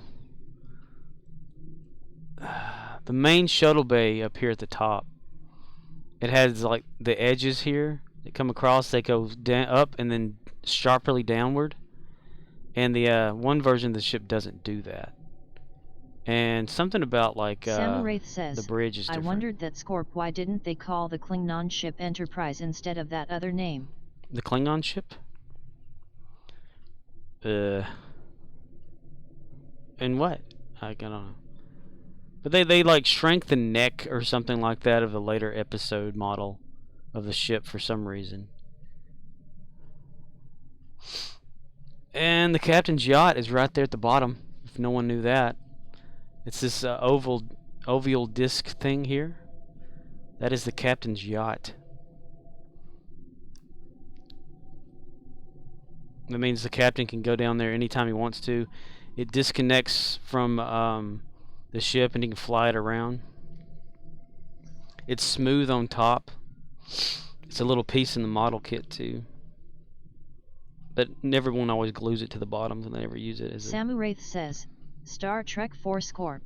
Oh, they don't call the Klingon ship Enterprise?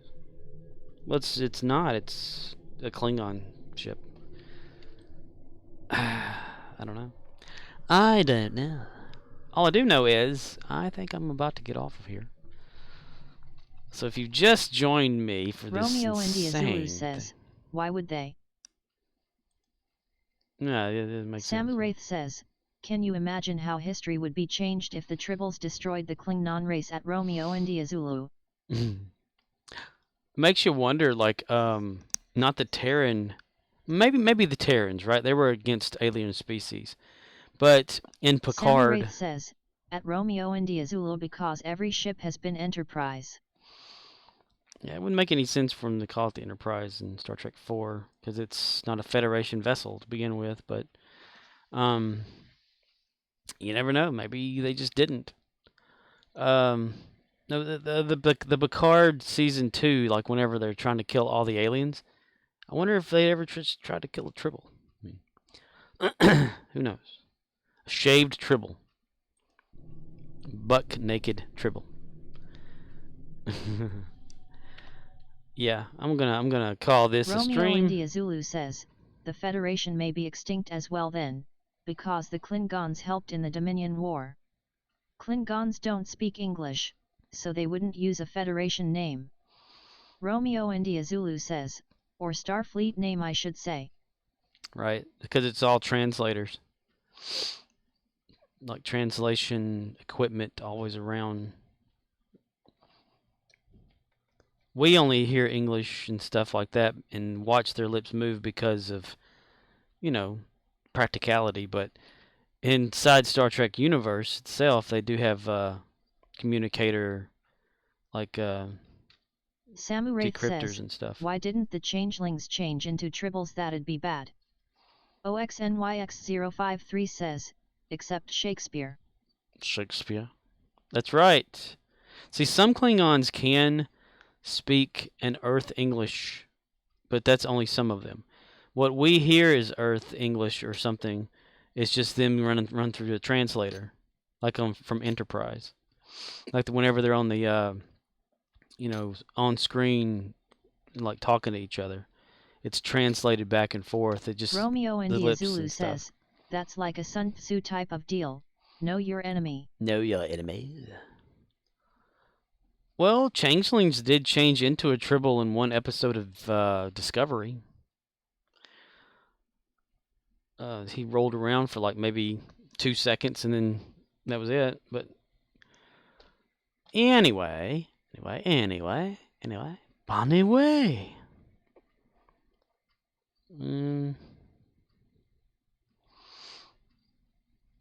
Yeah. Alright. I am going to close her down. I see we've been going for 3 hours and 10 minutes. Got a stressful work week because we don't know what we're working. I guess I'll go ahead and do a red shirt. I mean, these are getting kind of old, aren't they?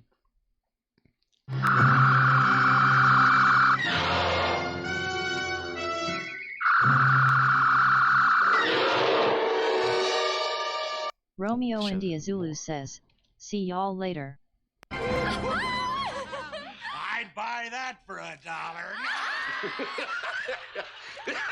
Sammy Wraith says, "Bunny Way." Bonnie Way.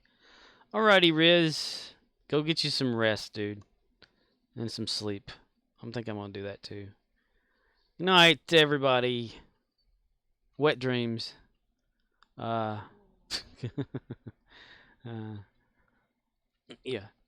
Alright. I'll try to be back on tomorrow. Yeah. So, okay, I'm going to close her down. I am the Great Cornholio says, "CYA folks." See ya, folks. Folks in Hazard County hadn't seen a watch fight in a long time. And 5, 4, 3, 2. I am Cornholio. 1. I need tippy for my bunghole. And stay safe out there, Oxnix. On the highway. Need tippy for your bunghole. Bunghole.